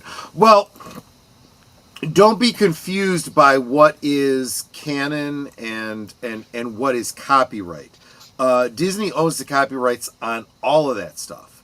All of it. Whether they consider it canon or not. It's literally what is considered intellectual property rights.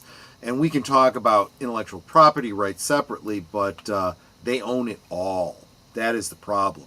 The difference is, though, that when you generate something as like a fan film or AI generated something and put it out on the internet, they have no way to bring a legal action against you unless you're like making money off of it or something. They can trace the dollars back to you. If you just throw it out there on the internet and people are loving it and enjoying it, screw them. They can't do anything about it, you know? Meta versus the EU government. A shame they can't both lose. That's actually a good point. There, Mark Daly. Learning Hebrew with Chat GPT. Be careful about AI and language. I've been hearing a lot of things about Duolingo, for example.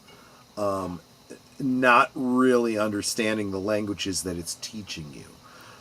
There is no substitute, for example, in learning a language other than actually practicing it with real human speakers. Let's put it this way.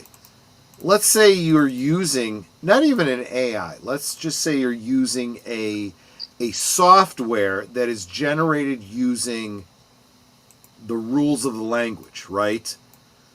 You can learn the absolute language rules and still not be able to communicate with the average speaker who, you know, is just, they're using a lot of slang. They don't speak necessarily the correct grammar, because that's not how the average person speaks. You know, what I'm basically saying is there's what the computer tells you, and then there's reality. They're not always the same. But, well, getting back to the article you're talking about here, Boomer, Meta doesn't give an F what the EU is doing. You know, that's what it comes down to. You don't what?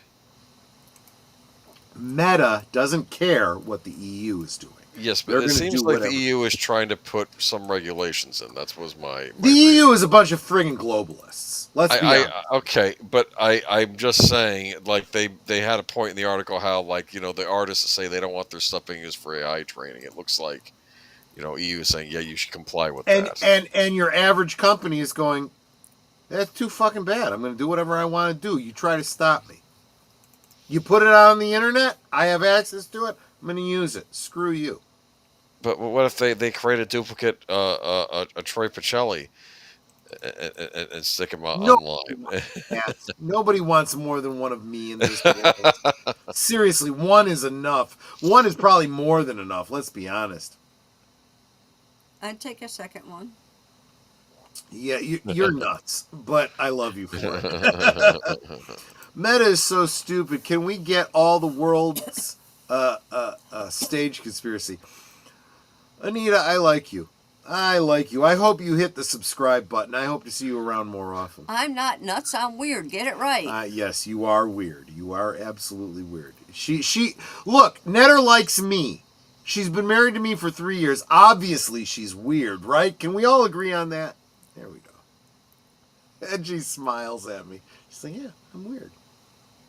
Cool. All right. Well, I don't know. I just thought it was interesting. Now she's laughing at me. Who submitted this to us? Mark Malnikoff? Is he the one that sent it to us? Which one? This Possibly. article. Yeah. Mark Malnikoff is and Nate are both big contributors to Geeky Geezers, and you took all the AI and said, you know what? Let's just talk about it on Friday. We're gonna talk about it here, but I don't know. I mean, I know we're gonna talk more about the EU on well, at least Britain on well, not really the EU. Anyway, Anita, my favorite nut is the pine nut. The pine nut. I'm Italian, nuts? So yes, pine nuts are my favorite. But anyway, I don't know. I just thought this was kind of interesting. Here in the Chicago area, the Italian Americans call them monkey nuts. $2 from Connie Cleary. Thank you so much, Connie. We although I'm only showing 7 out of 30, I was looking for YouTube limits the way that you can do a goal, so it's number of super chats. I was really looking for a dollar value. I was looking for a dollar value of $33 for our 33rd wedding anniversary. So we've already blown that out. Oh no, wait a minute. Now it wants me to give a super chat. I don't want to give a super chat. I want to show live fan funding. So if I was to do the math here, it's 1, 3, 4, 37. 37 right there. We're already past the 33 I was trying to get. 37, 42, Life, the Universe, and Everything. 62, 63, $64. You guys are so generous. I super appreciate you so much. And you guys are channel members, so you're already, giving us a monthly stipend to keep us going. So thank you so much for your generosity. I really, really do appreciate it. You guys are wonderful. So yeah, honestly, I don't want the EU in charge of anything in our lives. I don't care if it's American companies or the American government and law. Let the EU manage themselves. I don't know. I'm not a big fan of Meta either, though. So it's like, well, I don't blame you on that either. So it's like, whose side am I on here? I don't know. I'm just saying. But at least they're ours. We can deal with them ourselves, right? I don't know, man. I sometimes wonder if they see themselves as ours or if they think they're beyond us. That's my point. Okay, Here's the other thing: pecans, walnuts. We're getting into the holiday season, so I'm starting to think along those lines. Got a lot of plans for the holiday season I'm already thinking about. So if you haven't hit that subscribe button, please do. I got some great things planned going forward. What's the next one, Boomer? Next one is Generative AI is turning publishing into a swamp of slop. It's from Pace Magazine. Yeah, that headline alone I agree with, but let's get into it. Here's a test for you. Visit Amazon or other sites selling books, search for a random title, and see how long it takes you for an obviously AI-generated entry to appear. Browse the recommended titles under a real book, and the chances are you'll be barraged by ones with mid-journey covers that all bear the same uncanny sheen of AI artwork. Let me ask you to pause, because I'm going to point out that beyond that, you can find a bunch of AI-generated fiction here on YouTube. It gets recommended to me, and I start listening to it, and I'm like, don't recommend this channel ever again, you stupid algorithm. So... They like to do that. Yeah. Okay, so as readers and writers the world over contend... Wait a minute. I want to bring up Anita's comment. Yes. She's talking to Deleted Scenes. She says, I'm drinking champagne. And I'm sorry, I just assumed your gender based on your name. If I'm wrong, please let me know. But I am drinking champagne and pineapple juice, but I will attempt to be sweet and well-behaved. Nah, don't try too hard. Don't try too hard. We're having fun here. That's the whole idea behind Last Call. Last Call, right? What's Last Call? Last call for alcohol? Absolutely. I'm friggin' blitzed. On rum. So I was this close to my drink tonight being champagne. Why? Because Netta and I are celebrating our 33rd anniversary. And so I was going to do a talk about champagne today during Liquid Lunch. The only reason I didn't was because yesterday was Black Tot Day, which check out my Liquid Lunch, find out all about that. That was recommended to me by Big Al Presents. It was a great show. I like to get into the history of some of the drinks that I have, so that's why I released the Kraken tonight. I'm sorry. Kraken, release the Kraken. Release the Kraken. Yes. The Kraken. Why is the rum always gone? Yes. So, as readers and writers the world over contend with the increasing stranglehold that AI in all its forms have over entertainment, it's become impossible to ignore how much this slop has come to dominate cultural spaces. This is obviously an opinion piece, but over the past couple of years, as tools like ChatGPT... What? I'm sorry, I have to interrupt you again, because she says, hey, ladies, definitely double X. This is somebody who knows biology, doesn't get distracted by the modern narrative. This is a woman who appreciates her womanhood and deserves to be treated like a lady. So there you go, Anita. Welcome, and your double X chromosomes. Yes. So, let me see here. Over the past couple of years, as tools like ChatGPT have become more accessible, there have been a number of scandals involving so-called authors being caught using them to churn out title after title for a quick buck. Last month, readers caught out authors Casey Crown and Lena McDonald for leaving ChatGPT prompts in their unedited books. We talked about this last time. I've rewritten the passage to align more with Jay Bree's style, which features more tension, gritty undertones, and raw emotional subtext beneath the supernatural elements. Yes, wrote a note in Chapter 3 of McDonald's Dark Hollow Academy Year 2. McDonald explains her mess on the Amazon book page, claiming that she used AI to help edit and shape parts of the book because she couldn't afford a professional editor. This doesn't explain the prompt asking ChatGPT to copy another writer's style. More and more authors are finding their work being pilfered or weirdly duplicated by AI and platforms like Amazon. Writer Maria Arano told NPR that after she published her book Latino Land, a 500-plus page nonfiction piece she spent many years researching, a ton of titles popped up the very next day that were clearly related to her work. Right below the cover of my book was another cover, and the cover said America's largest and least understood minority, and then it said a summary of Latino Land. Joseph Cox had a similar experience writing for 404 Media about an AI slop summary of his own book sold on Amazon for $4.99, which condensed each of the chapters into a few pages over. So it's like a Cliff Notes. People are manufacturing Cliff Notes books based on these other authors. That's interesting. For Amazon with condensed of each. How could someone offer summaries of copycat titles of a book within 24 hours of it hitting the market? There's only one answer on that. Creative professionals have long found themselves amid an existential crisis in a market where profits are slim, and the vast majority of them will not be making a living wage solely from their art. Those matters have become exacerbated tenfold by the speedy implementation of generative AI technology within their spaces. Traditional publishers, for instance, have invested heavily in AI in ways that authors and editors have rebelled against. HarperCollins revealed that it had reached an agreement with an artificial intelligence company to allow limited use of select nonfiction backlist titles for training AI models to improve model quality and performance last year. This came after a children's author, Daniel Kibblesmith, revealed that he'd been offered money for permission to use one of his books published by HarperCollins for AI model training.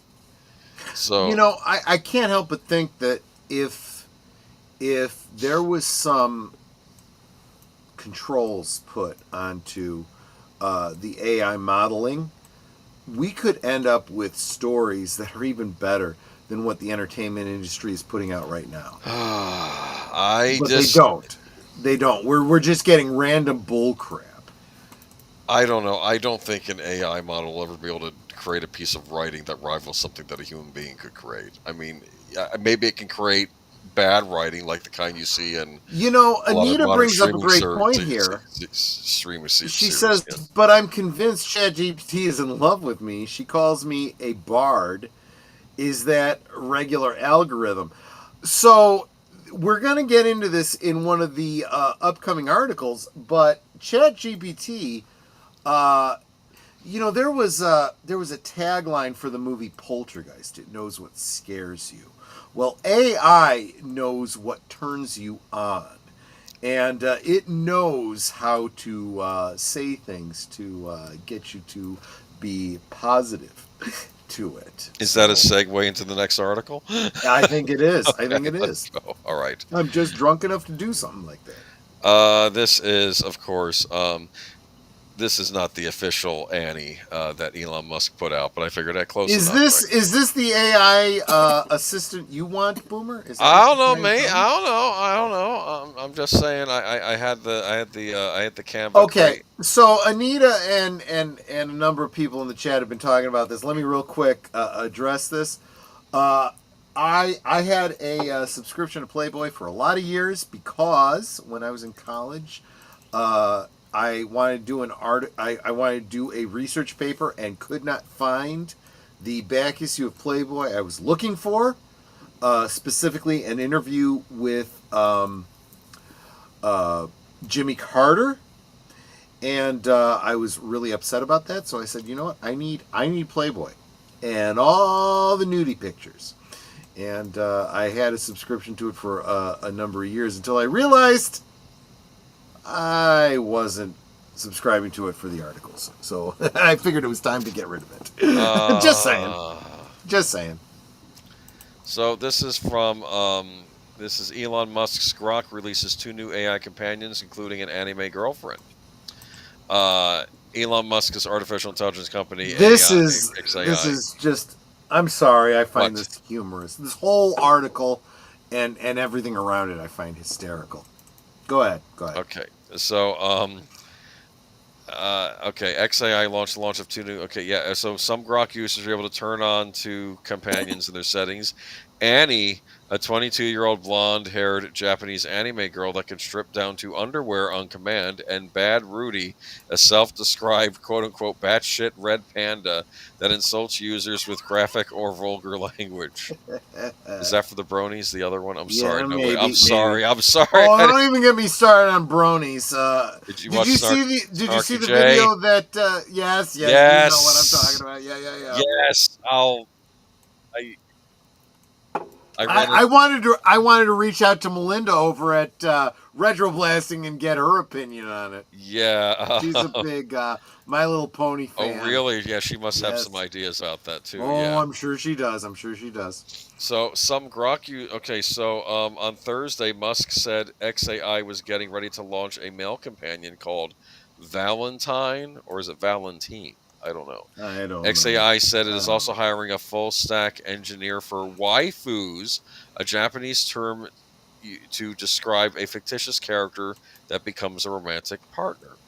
The launch of XAI's companions comes shortly after a study. So what we're talking about is basically Joy from Blade Runner, right? Yeah, I mean, you saw the Smash JT had a video up. I did. That was funny and creepy at the same time. I like how Annie is like in the thing. She's like, oh, we're in this hot jazz club, and like she's using all this like sexy language.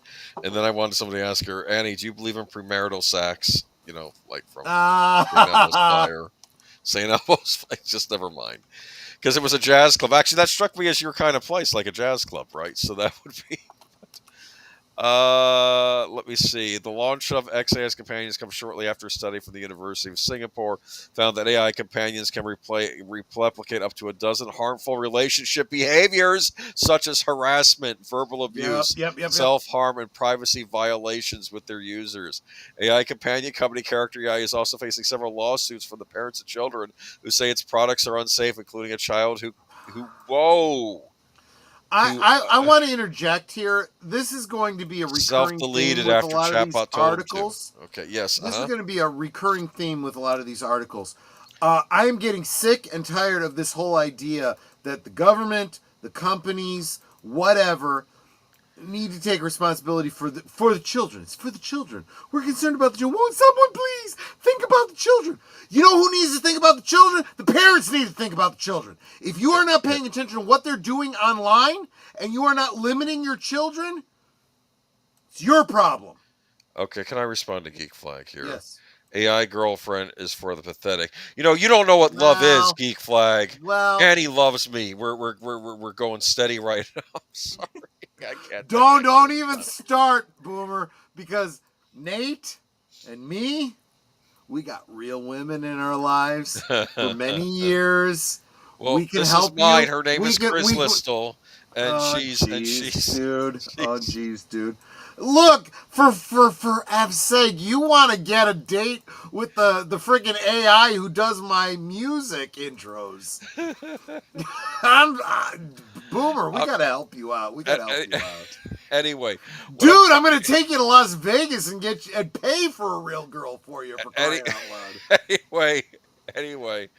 Here's my disturbing thing about all this. You have all these guys, they're on this app, and of course it's suggested like you may want to say more obscene things to this Annie girl with the blonde hair and the goth dress and whatnot. And just, I'm terrified that all this stuff is being recorded, and then one day it's going to end up on the internet with like your face. Dude, making all that the is faces. that is a very real concern. Not only that, but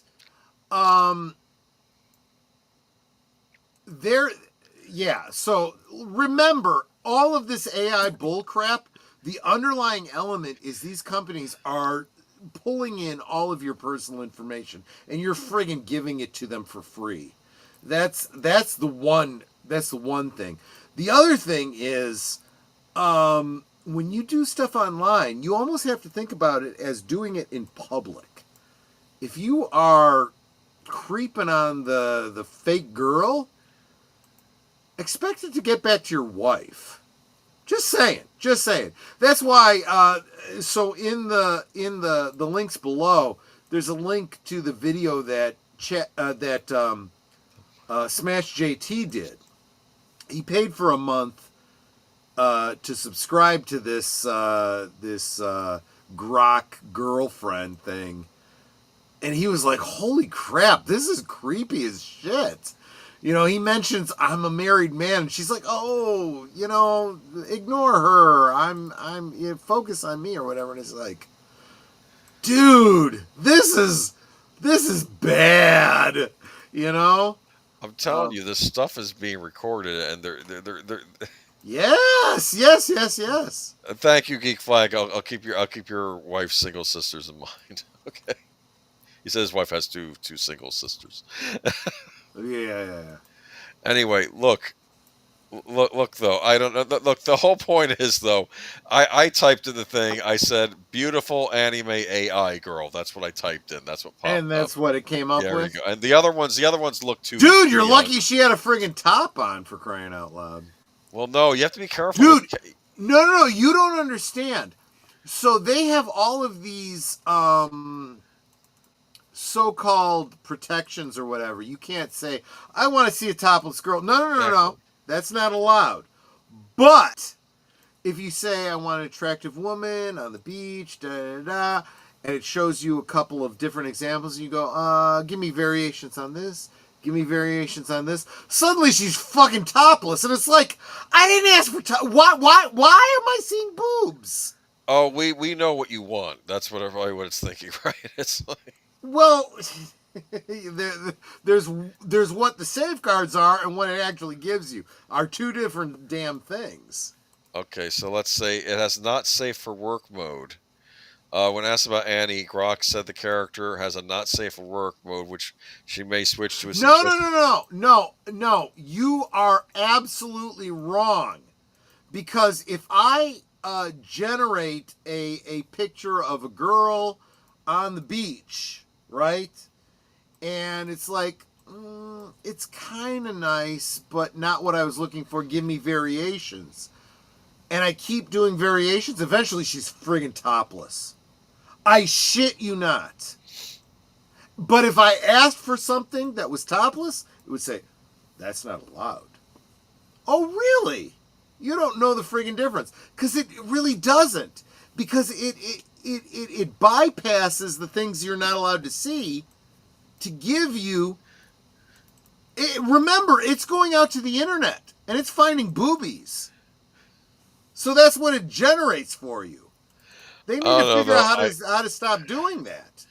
I found the Annie videos I watched very entertaining, though. But like I said, it's reminded me of Blade Runner 2049 with Joy. Now, when you watch Blade Runner 2049 and you see how he interacts with Joy, you know... I don't know. Joy's hot. I don't care if she's real or not. She is, but Kay actually is...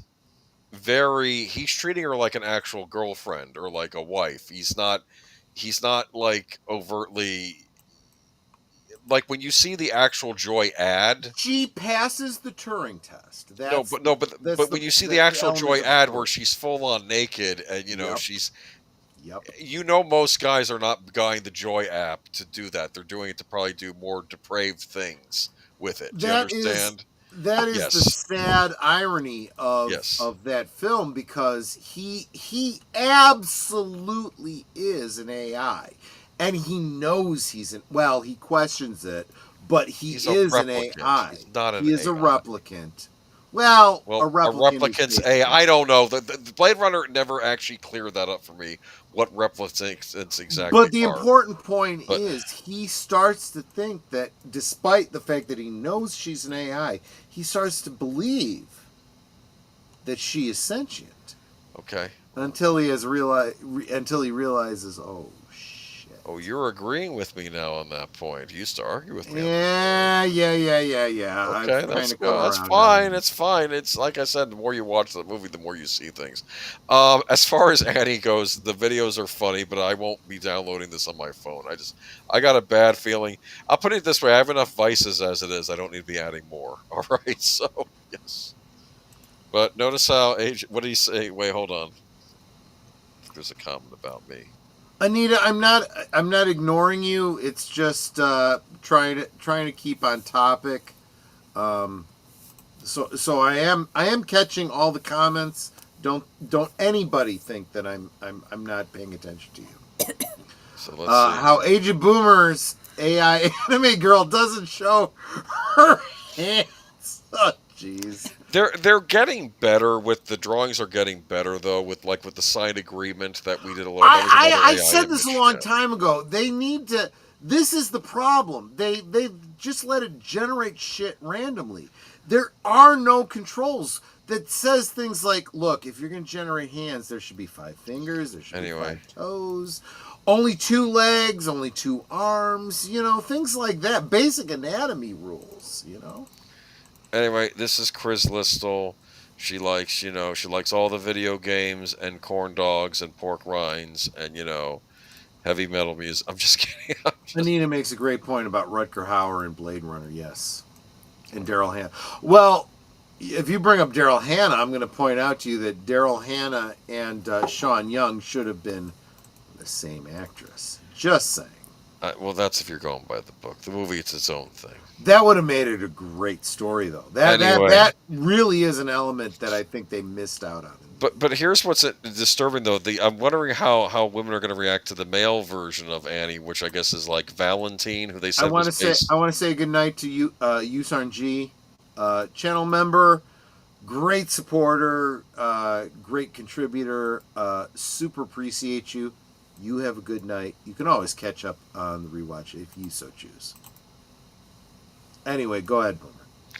Oh, no, I was just going to make a point that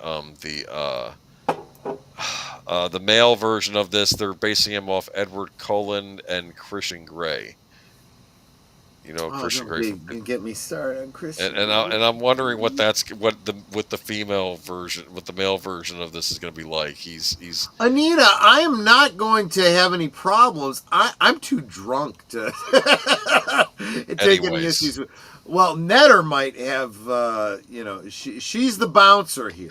Actually, speaking of Netter, we've been talking. What is the woman's? What is? I want a female perspective, woman's perspective on. Good question. On Annie and the sexy talk, and poor Smash She's saying, "I'm married." I played that video and she's for saying, you and she's saying, "Oh, that's." Yeah. Don't tell your wife we're chatting.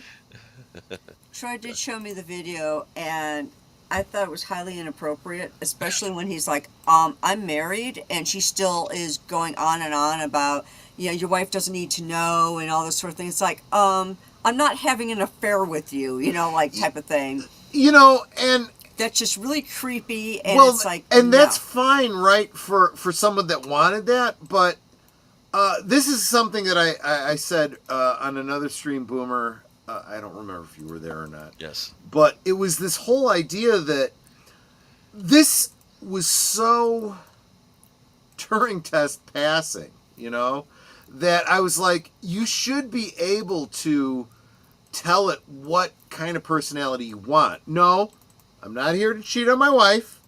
I just want someone to be, I want a Jarvis, or I want an Alfred, right? I should be able to choose that. And it sounds like X is starting to roll out different personalities. Well, there might be one like a butler. Yeah. Yeah. Well, someone who's is not that In this case, it was severely creepy. Yeah. I would find it offensive. I agree, but even if it was a male doing all the, you don't need to which is next. Stuff. That's they said that would be We're the working next on that like, next. I'm curious. Yeah, it's like I called you up because I want to have a conversation. I don't want sex talk. I want to have a conversation about movies or music or monsters. Yeah. But I'm not interested in doing what do you call it? Dirty talk. Doing the dirty talk. Right. Well, and that is the biggest problem. Is you need to have that kind of ability to choose what you want, right? And this would be my argument to that. They're going to the lowest common denominator, which is the majority.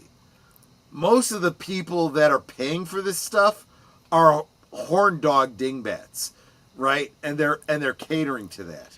And later on, they'll start introducing stuff for people like me that just need an AI assistant, to just do the thing I'm asking you to do. Don't flirt with me. I don't want you to have any personality.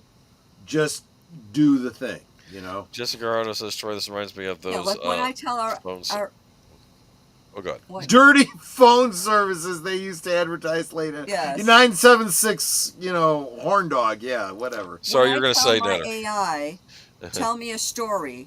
I don't want her to tell me a story about whips and chains. I want her to tell me the Velveteen Rabbit, Oh, the Velveteen Rabbit makes me cry every time. Which she does do. If I tell her to tell me a bedtime story, she will read me the Velveteen Rabbit. That one makes me cry every single time. It really does. I have to ask Annie, though, like, if my turn-ons is me dressing up as an adult baby in a diaper, would that turn you off? And I want to see what she has to say. That's the problem. They will indulge you in any of that crazy as bullshit. You jabronis.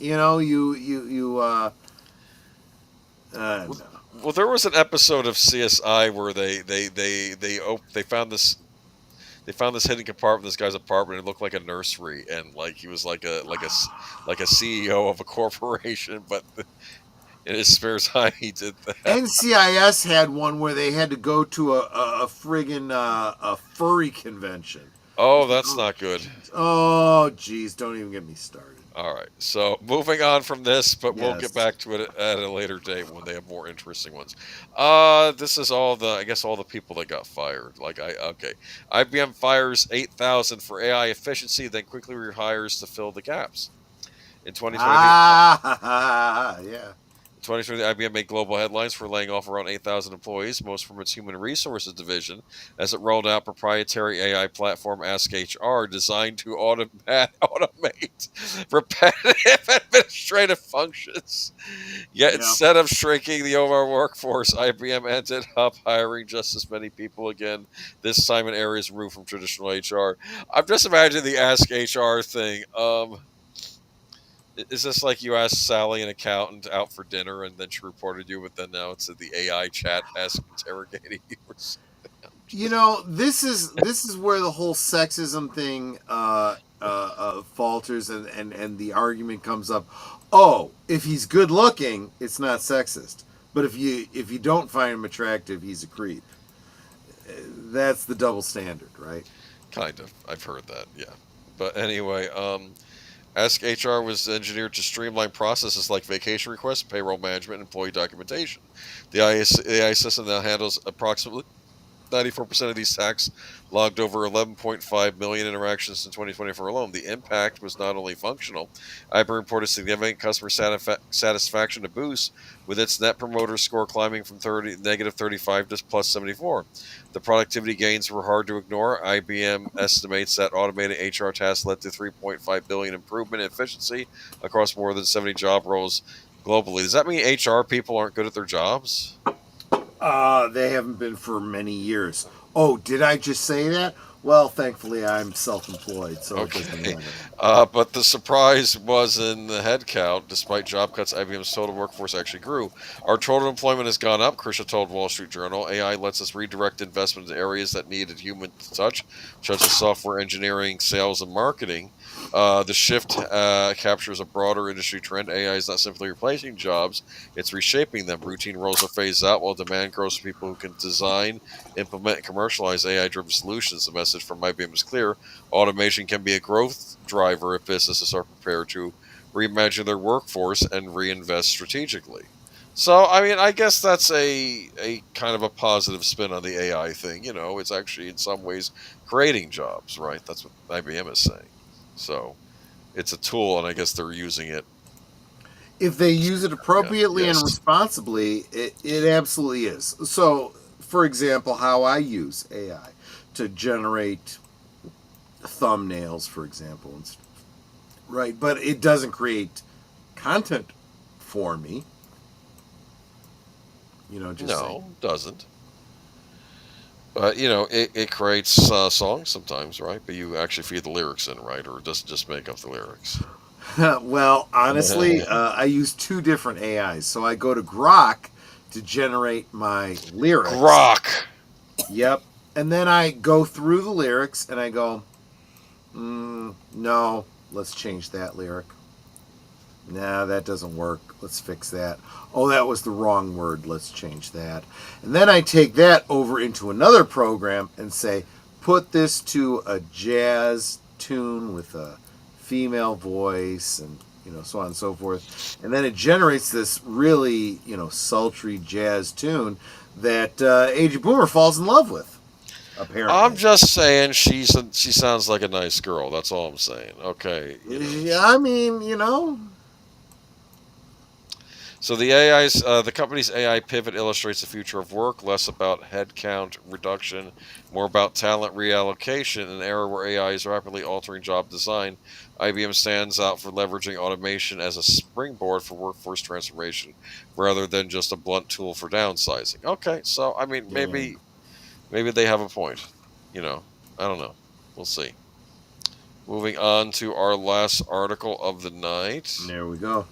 I don't know if this has anything to do with that is a great picture. This is Google is using AI age checks to lock down user accounts. So yeah, so this is the lead into an article we'll be talking about on Geezers and stuff. Basically, the one we're talking about on Geeky Geezers is about the UK and other parts of Europe rolling things out. This is about what's going on here in the United States. So Google will soon cast an even wider net with its AI age estimation technology.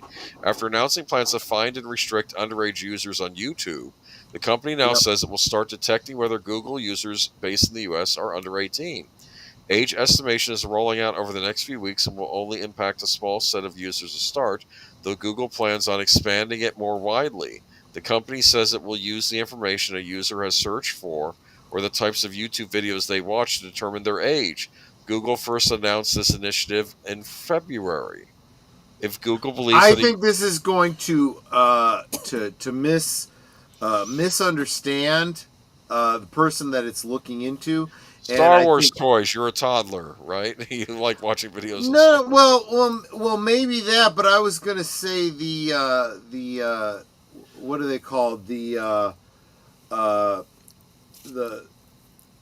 what are they called? The adult males that are into My Little Pony. Bronies. The bronies. They're gonna think the bronies and dude, there are adults that are friends of the playground that are going to be misunderstood by AI. Just saying. Anyway, if Google believes that a user is under 18, it will apply the same restrictions it places on users proactively identify as underage. In addition to enabling bedtime reminders on YouTube and limiting content recommendations, Google will also turn off timeline and maps, disable personalized advertising, and block users from accessing apps for adults on the Play Store. In case Google incorrectly identifies someone as under 18, users can submit a photo of their government ID or a selfie to verify their age. Here is, you know what, Jesse Guajardo speaks directly to what Boomer is talking about right now. Troy, wasn't there a dating service that had a similar function and got hacked? Look, not only that, every single app, every single company that you turn over your personal information to is getting hacked, and your personal information, your credit card information, what you're buying and selling is becoming public knowledge because there is no security sense about these companies. Yes, you're talking about the Ashley Madison scandal, right? Married people using this online app to hook up with people, and somebody hacked them and said, hey, if you don't give us $1 million, we're going to tell your wife you're cheating on her. I exaggerate, but the basic premise is the same. Yes. Everything you do online, you must consider to be in the public view. Just saying. At any rate, but what I was saying, though, is that, what about new Google Wait users? a minute. Mark Daly, we were talking, well, I guess we didn't get really explicit. I started to say this, and Boomer knew what I was talking about, so we never finished saying this, but yes, there's a video on Snarky J where she goes off on the damn bronies. Yes. Yes. And that's partly why it was in my mind right now. So anyway, the reason, though, I brought this up is that how does it know who's over 18 just by determining what it is by what videos you watch? Well, what's really scary is that for all the negatives and bullshit that we've talked about with AI, sometimes it's scary accurate. It picks up on things that the average person doesn't. So it might actually be very good at figuring out who's a kid and who isn't. So I think what's going to happen is it's going to be just like anything else on YouTube. YouTube will hit you with a copyright strike. They'll hit you with whatever. Based on an AI, you appeal it. It may go through another AI that says, fuck you. And you go, no, I want a human to look at this. And then you're hoping that the human is a real thinking human being and not some politically biased fuck you type of person. I think I'm getting off topic, but you get the point of what I'm saying. Yeah. So I don't know. I feel I don't know. I don't like this making people. So of course, in case Google incorrectly identifies this is a perfect example of what I was talking about at the top of the show, where we are literally giving control to AI, and humans are eager to do it. What, Netter? Okay, so I put a message on Twitter because I kind of looked into this a little bit because there were posts just generating so much outrage. Yes, like, she did. That's true. Yeah. So this was my post on Twitter yesterday or the day before. I've been hearing a lot about YouTube's age restriction that everyone is so up in arms about. Supposedly this is happening in the UK, and some YouTubers are saying it's happening here as well. However, this is being blown way out of proportion to cause as much outrage as possible. Because, just as a side note, how many times have you seen a note that's just meant to generate outrage? Yep. Just basically what I'm saying. Rage baiting. Yeah. First off, parental controls exist for a reason. If the parents aren't using them, that's on the parent. Second, in order to become monetized on YouTube, you had to submit ID and other creds to prove who you were and your age. So True. Stop stressing people. It's really a non-issue. The vids I've seen do not cite sources. We were talking about sources earlier. Just other YouTubers talking about other YouTubers talking about it. Unless I see it actually released in a statement from YouTube itself exactly what it entails, I'm not going to listen to the outrage type. Then in bold I have, trust but verify. Don't just blindly accept what people are saying. Check it out for yourself. That's my girl. That's my girl. Yes. Apparently, they do want to protect teens from going to more mature sites, but this should not affect any adults. And I said, to do some due diligence, I Googled, does YouTube require age verification? At this time... First answer, If the system incorrectly estimates a user to be under 18, they will have the option to verify that they are 18 or over, such as using a credit card or government ID. Which is literally them accumulating information on you. That's why they're doing it. Keep in mind, this is not to protect you. This is to accumulate the information on you. We will only allow users who have been inferred or verified as over 18 to view age-restricted content that may be inappropriate for younger users. Also, YouTube is going to start relying on AI to determine whether or not an account belongs to a teen or an adult and take actions as a result. Yep. In a recent blog post, YouTube announced a machine learning would interpret a variety of signals to help us determine whether a user is over or under 18.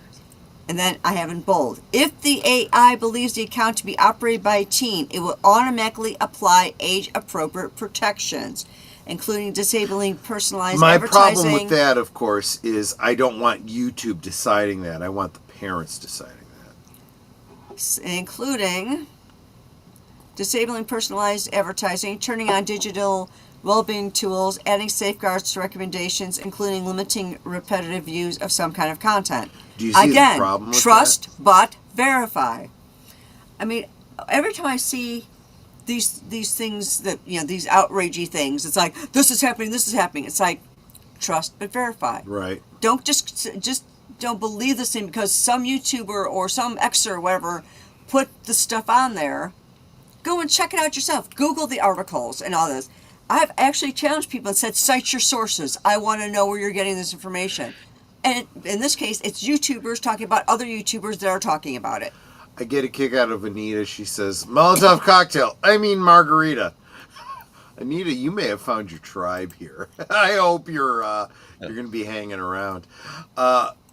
Mark, wait a minute. Let me blow this. Mark, I need to watch that video. And another YouTuber by the name of Leo Convoy is good people. Did a similar video like a couple of years ago and went over the damages they caused at a hotel. Leo Convoy is good people. Say hi for me if you go to his channel. And Leo Convoy, Boomer, he had a very interesting video about a certain professor that you and I remember. Yes. Yeah. Leo Convoy is good people in the retro blasting community. There you go. Netter is the best. Jesse is absolutely right. No worries, Anita. You and I are probably in the same boat right now with the typing. Troy, did you see the terrible jokes I posted? I'm sorry, Horror King. If it's not specifically on topic, I am trying to stay laser focused because I'm pretty blurry right now. Rum. Just saying. Facebook is flooded with rage baiting. I'm going to have to take your word on that, Mark Daly. No, it's just so much junk on there now. I am not even on Facebook anymore. I am done with Facebook. So whatever Facebook is doing, I have not a friggin' clue. Netter keeps me posted about toy-related channels. When I ask her to, but by and large, I avoid Facebook like the damn plague. Was that the last article, Boomer? Yes, and I have a parting image. I don't know. I thought it was just a cool robot thing. So Netter and I take over the world. Week, yeah. Notice how they're big on creating buildings in the background. Sorry, I keep interrupting. But No. I've noticed this very distinctly. There are common themes you see over and over again when you generate art in AI. One example is background things always get blurred, which normally I don't have a problem with. I just have to remember that. So I keep in mind what I want in the foreground, what I want in the background, and I specify it. Iron Spider-Man. I like that, Mark Daly. Anyways, I have to go. Because it's currently 5:14 a.m. Take care of the Horror King. Super appreciate you for. I know you are on a crazy time difference from us, so the fact that you're able to even join us, super appreciate. Anita, I don't blame you. I am getting a lot of alcoholic beverages commercials on YouTube lately. Oh, so there are alcohol companies advertising on YouTube. So maybe I should follow the advice and reach out to them and see if they want to sponsor the channel. Really, really should. I would be willing to try some adult beverages and give you my personal opinions about them. I would be happy to do that. I really, really would. It would be very on brand for me, I think. What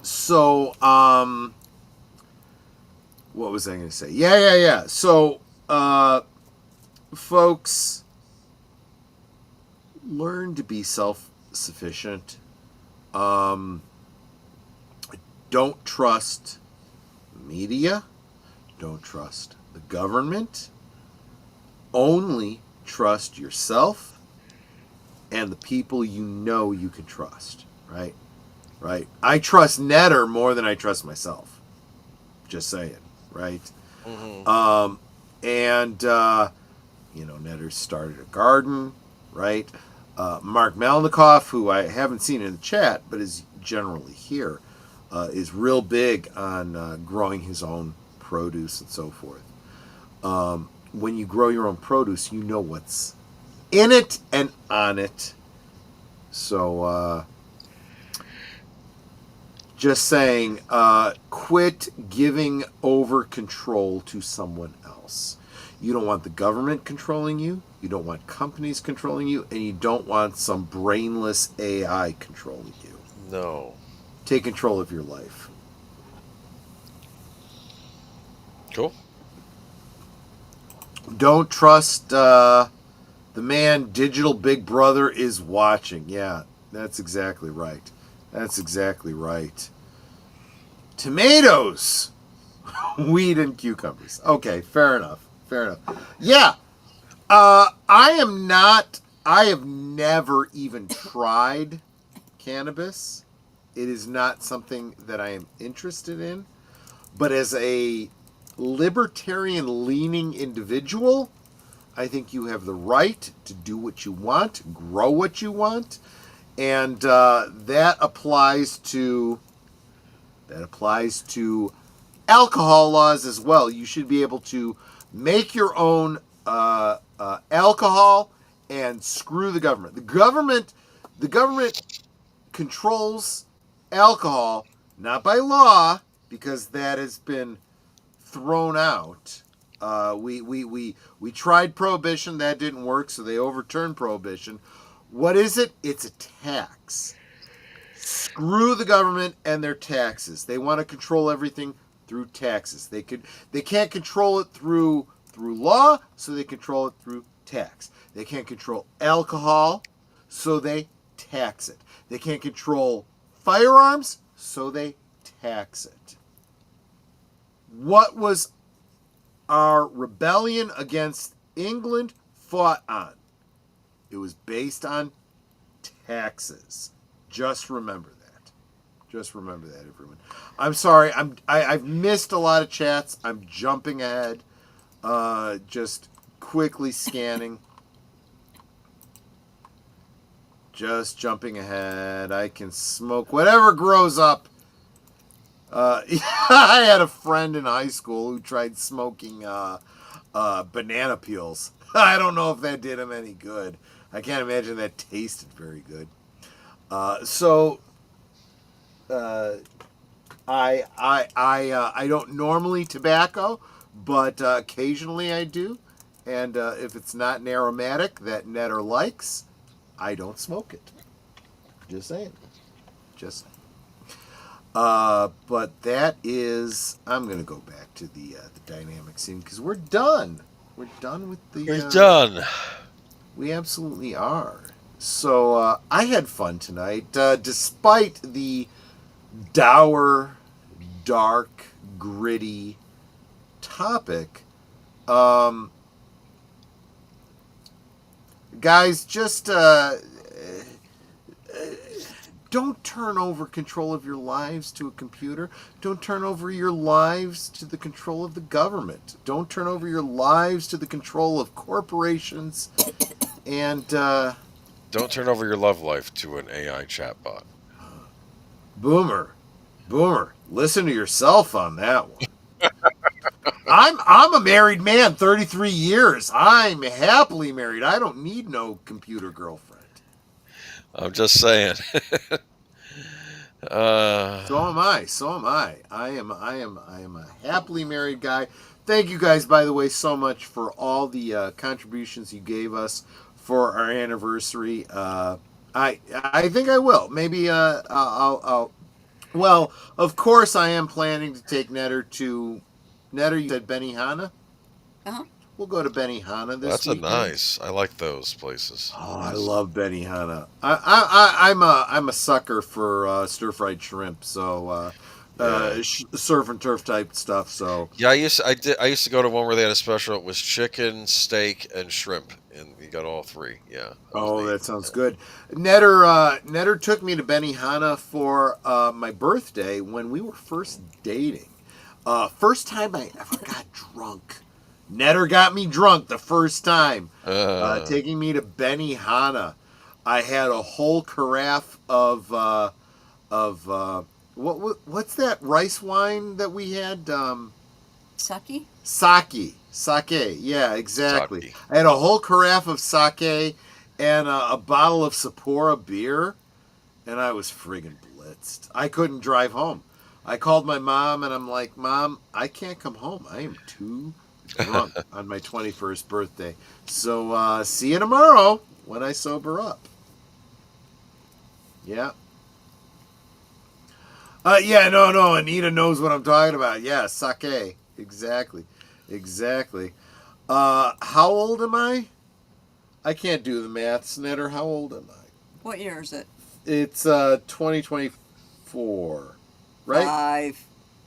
25? 2025. And you were born in 71. What's 5 minus 1? I can't do the maths. I'm too drunk. 54, dear. I'm 54, Anita. I am 54 years old. I was born in 71.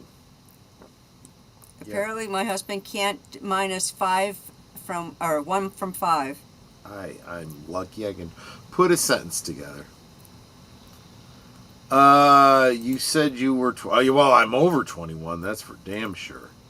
I was 21 in 91, I think. 22. 92. Something like that. Anyway. So, I played the promos for you. You guys know what we got coming up throughout the week.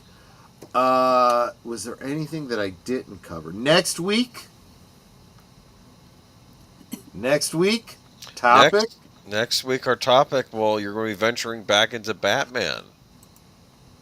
I'm Batman. You're going to be talking about your recent reading of that Batman book, and we may do other things. Maybe by next week, I will have finished reading the graphic novel that was the I forget what it's called, but it's the Batman sequel. Would have been Batman 3. It would have been after Batman Returns.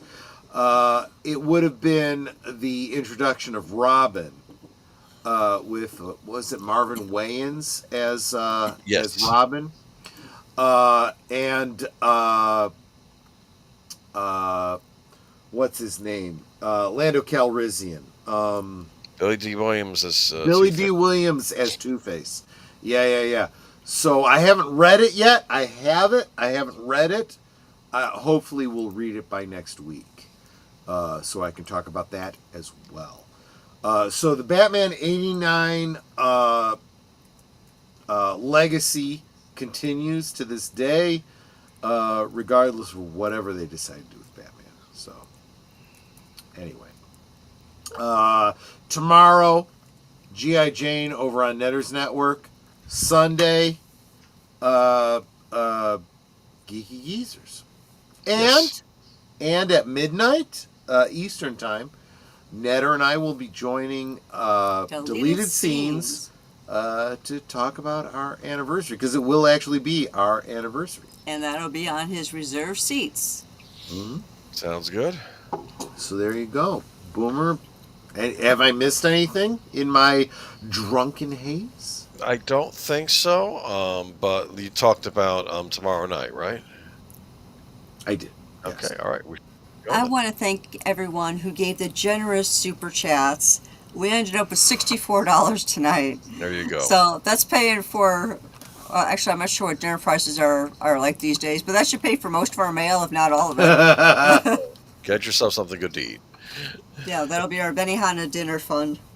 I like those places. I've been to one in a while, but those are good stuff. That's good places. I gotta see if I can find a menu now. So we've got a comment here. What about Proverbs 1:2? Proverbs 1:2 is, let's see. The Proverbs of Solomon, son of David, king of Israel, for gaining wisdom and instruction, for understanding words of insight, for receiving instruction in prudent behavior, doing what is right is just and fair. Yeah, I dig that, Anita. Thank you so much. The purpose of the book of Proverbs, highlighting the acquisition of wisdom, instruction, and understanding. These are not the drones you're looking for. Yeah, there you go. Exactly. Think for yourself is what we're basically saying. And Anita really enjoyed this. Thank you so much. Be sure to hit that subscribe button if you want to follow along with us in the future.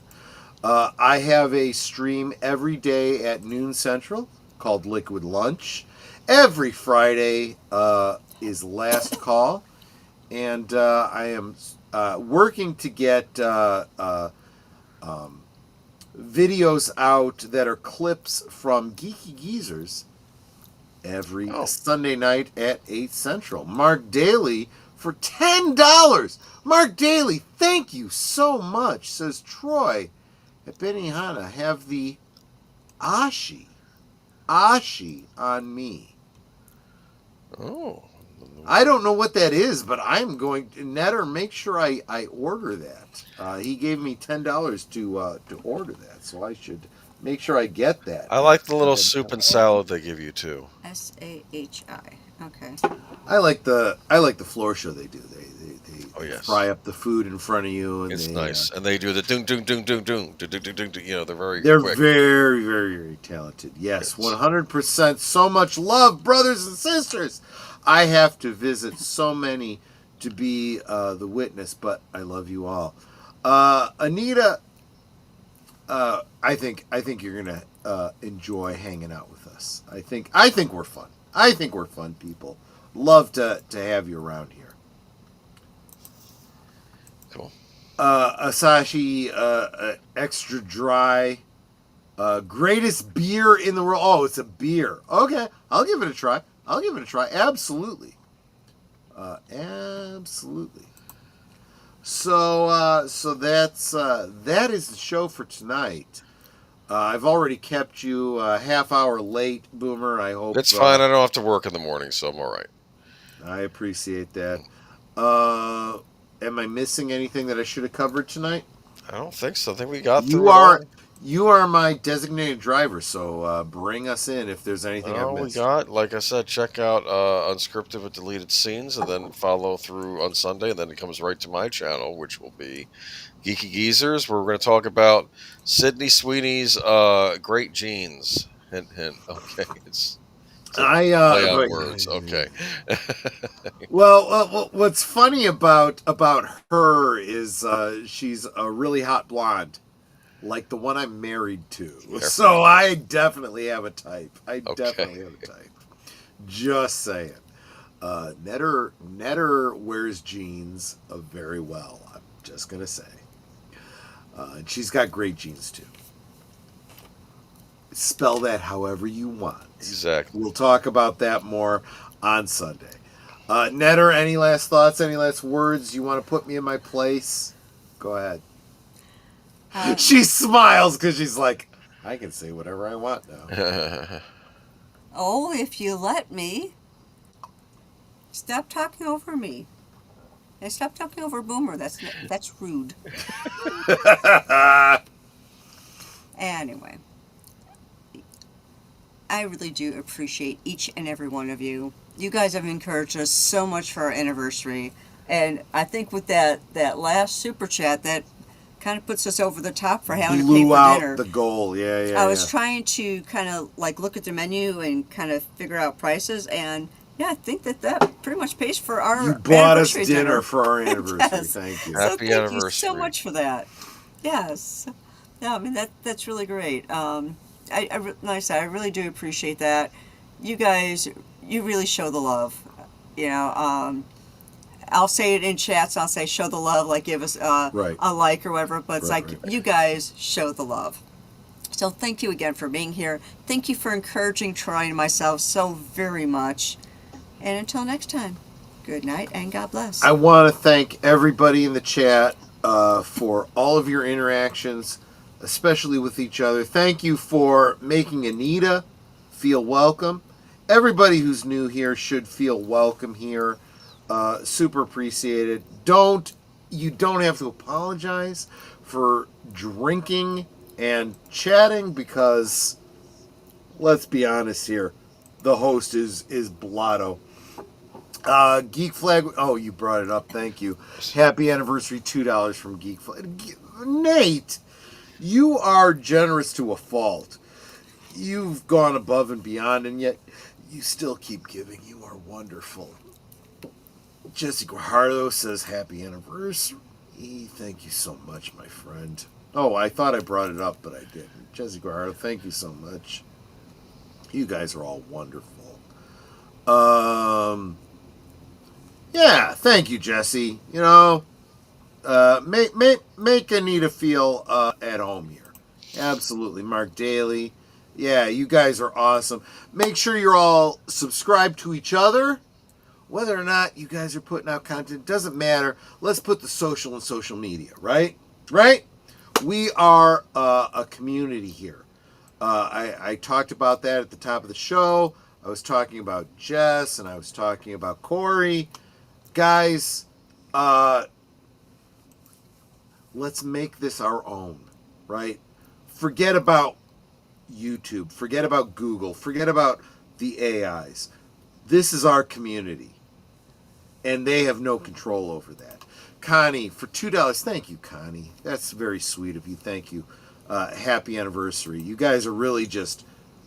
you guys know you already hit the goal, and you guys are just blowing it out because you guys are so... Now they're making sure we have enough for tip. Well, good point there. Yeah, right? Right, Netter? Yeah, we're probably going to... We are going to... Because you guys have been so generous, we're going to go to have dinner at Benihana, and we're going to do it early because we're not going to skip out on Geeky Geezers. We're not going to skip out on our rewatch tomorrow night. We are going to go and have our dinner and still hang out with you guys because why? You are family. Just saying. Boomer, last thoughts, last words? Nothing. AI. I'm sure this will not be the last time we talk about it, but just thought it'd be. Sadly, you're probably right. Netter, last words, last thoughts? Well, you guys all know what I always say. We can talk amongst ourselves, and sometimes we do. Sometimes Troy just talks all by himself and forgets about the rest of us. He's not wrong. That is all well good and fun, but it's so much more fun when you guys are joining us in the chat and you're dropping the comments, questions, trivia, being goofy, whatever it may be.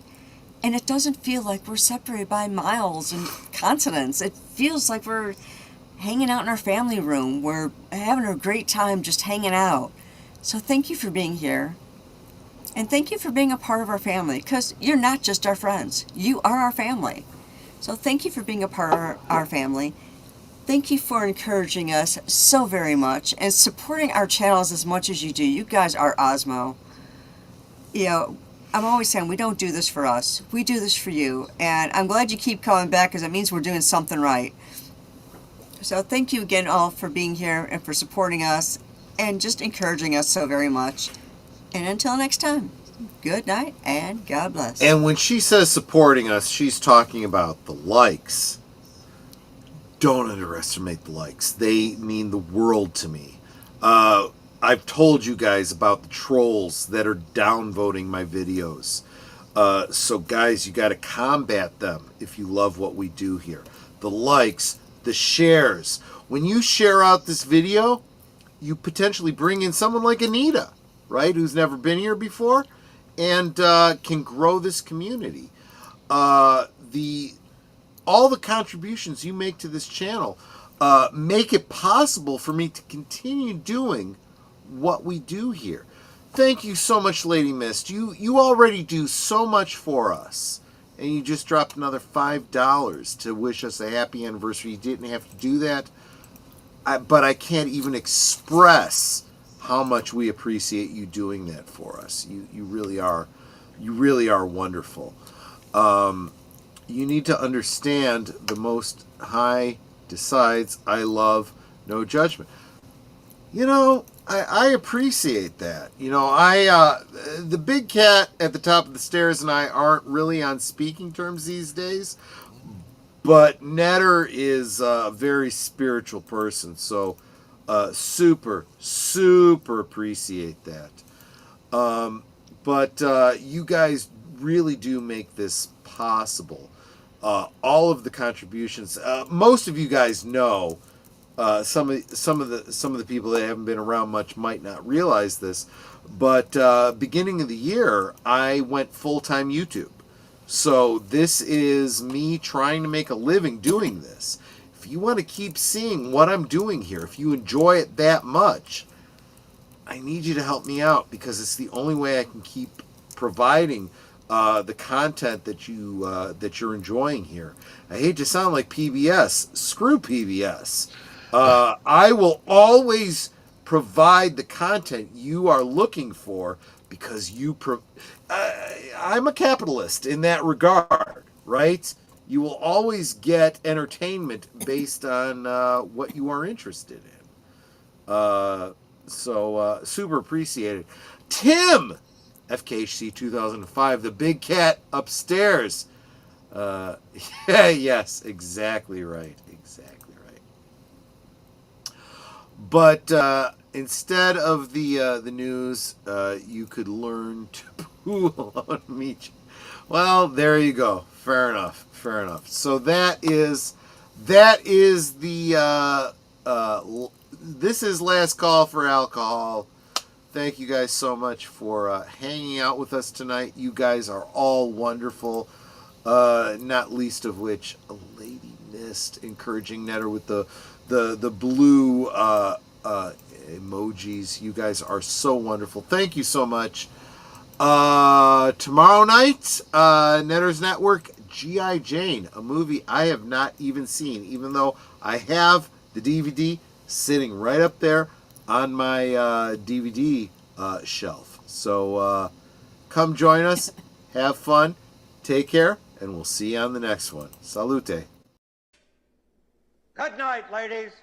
Good night, sir. Hit it, sweetheart.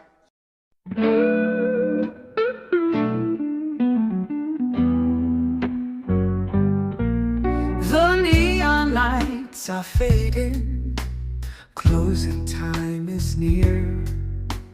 Whispers in the corners, secrets shared sincere. The bartender's polishing the final glass. Time slips away like moving through the grass. Last call for alcohol, make your dreams come true. One more round, friends, from me and you. Let's toast to the night, to the stories we've spun. Here's to the laughter and to what's begun. The shadows are dancing as we linger still. Every clink of a glass, a memory to distill. Beneath this smoky haze, our feelings they unfurl. A tapestry of whispers in this corner of the world.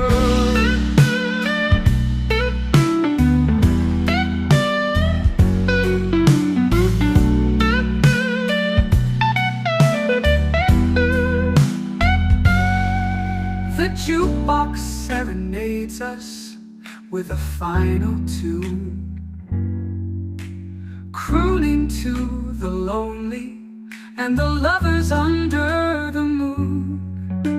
With every soft note, the end draws ever near.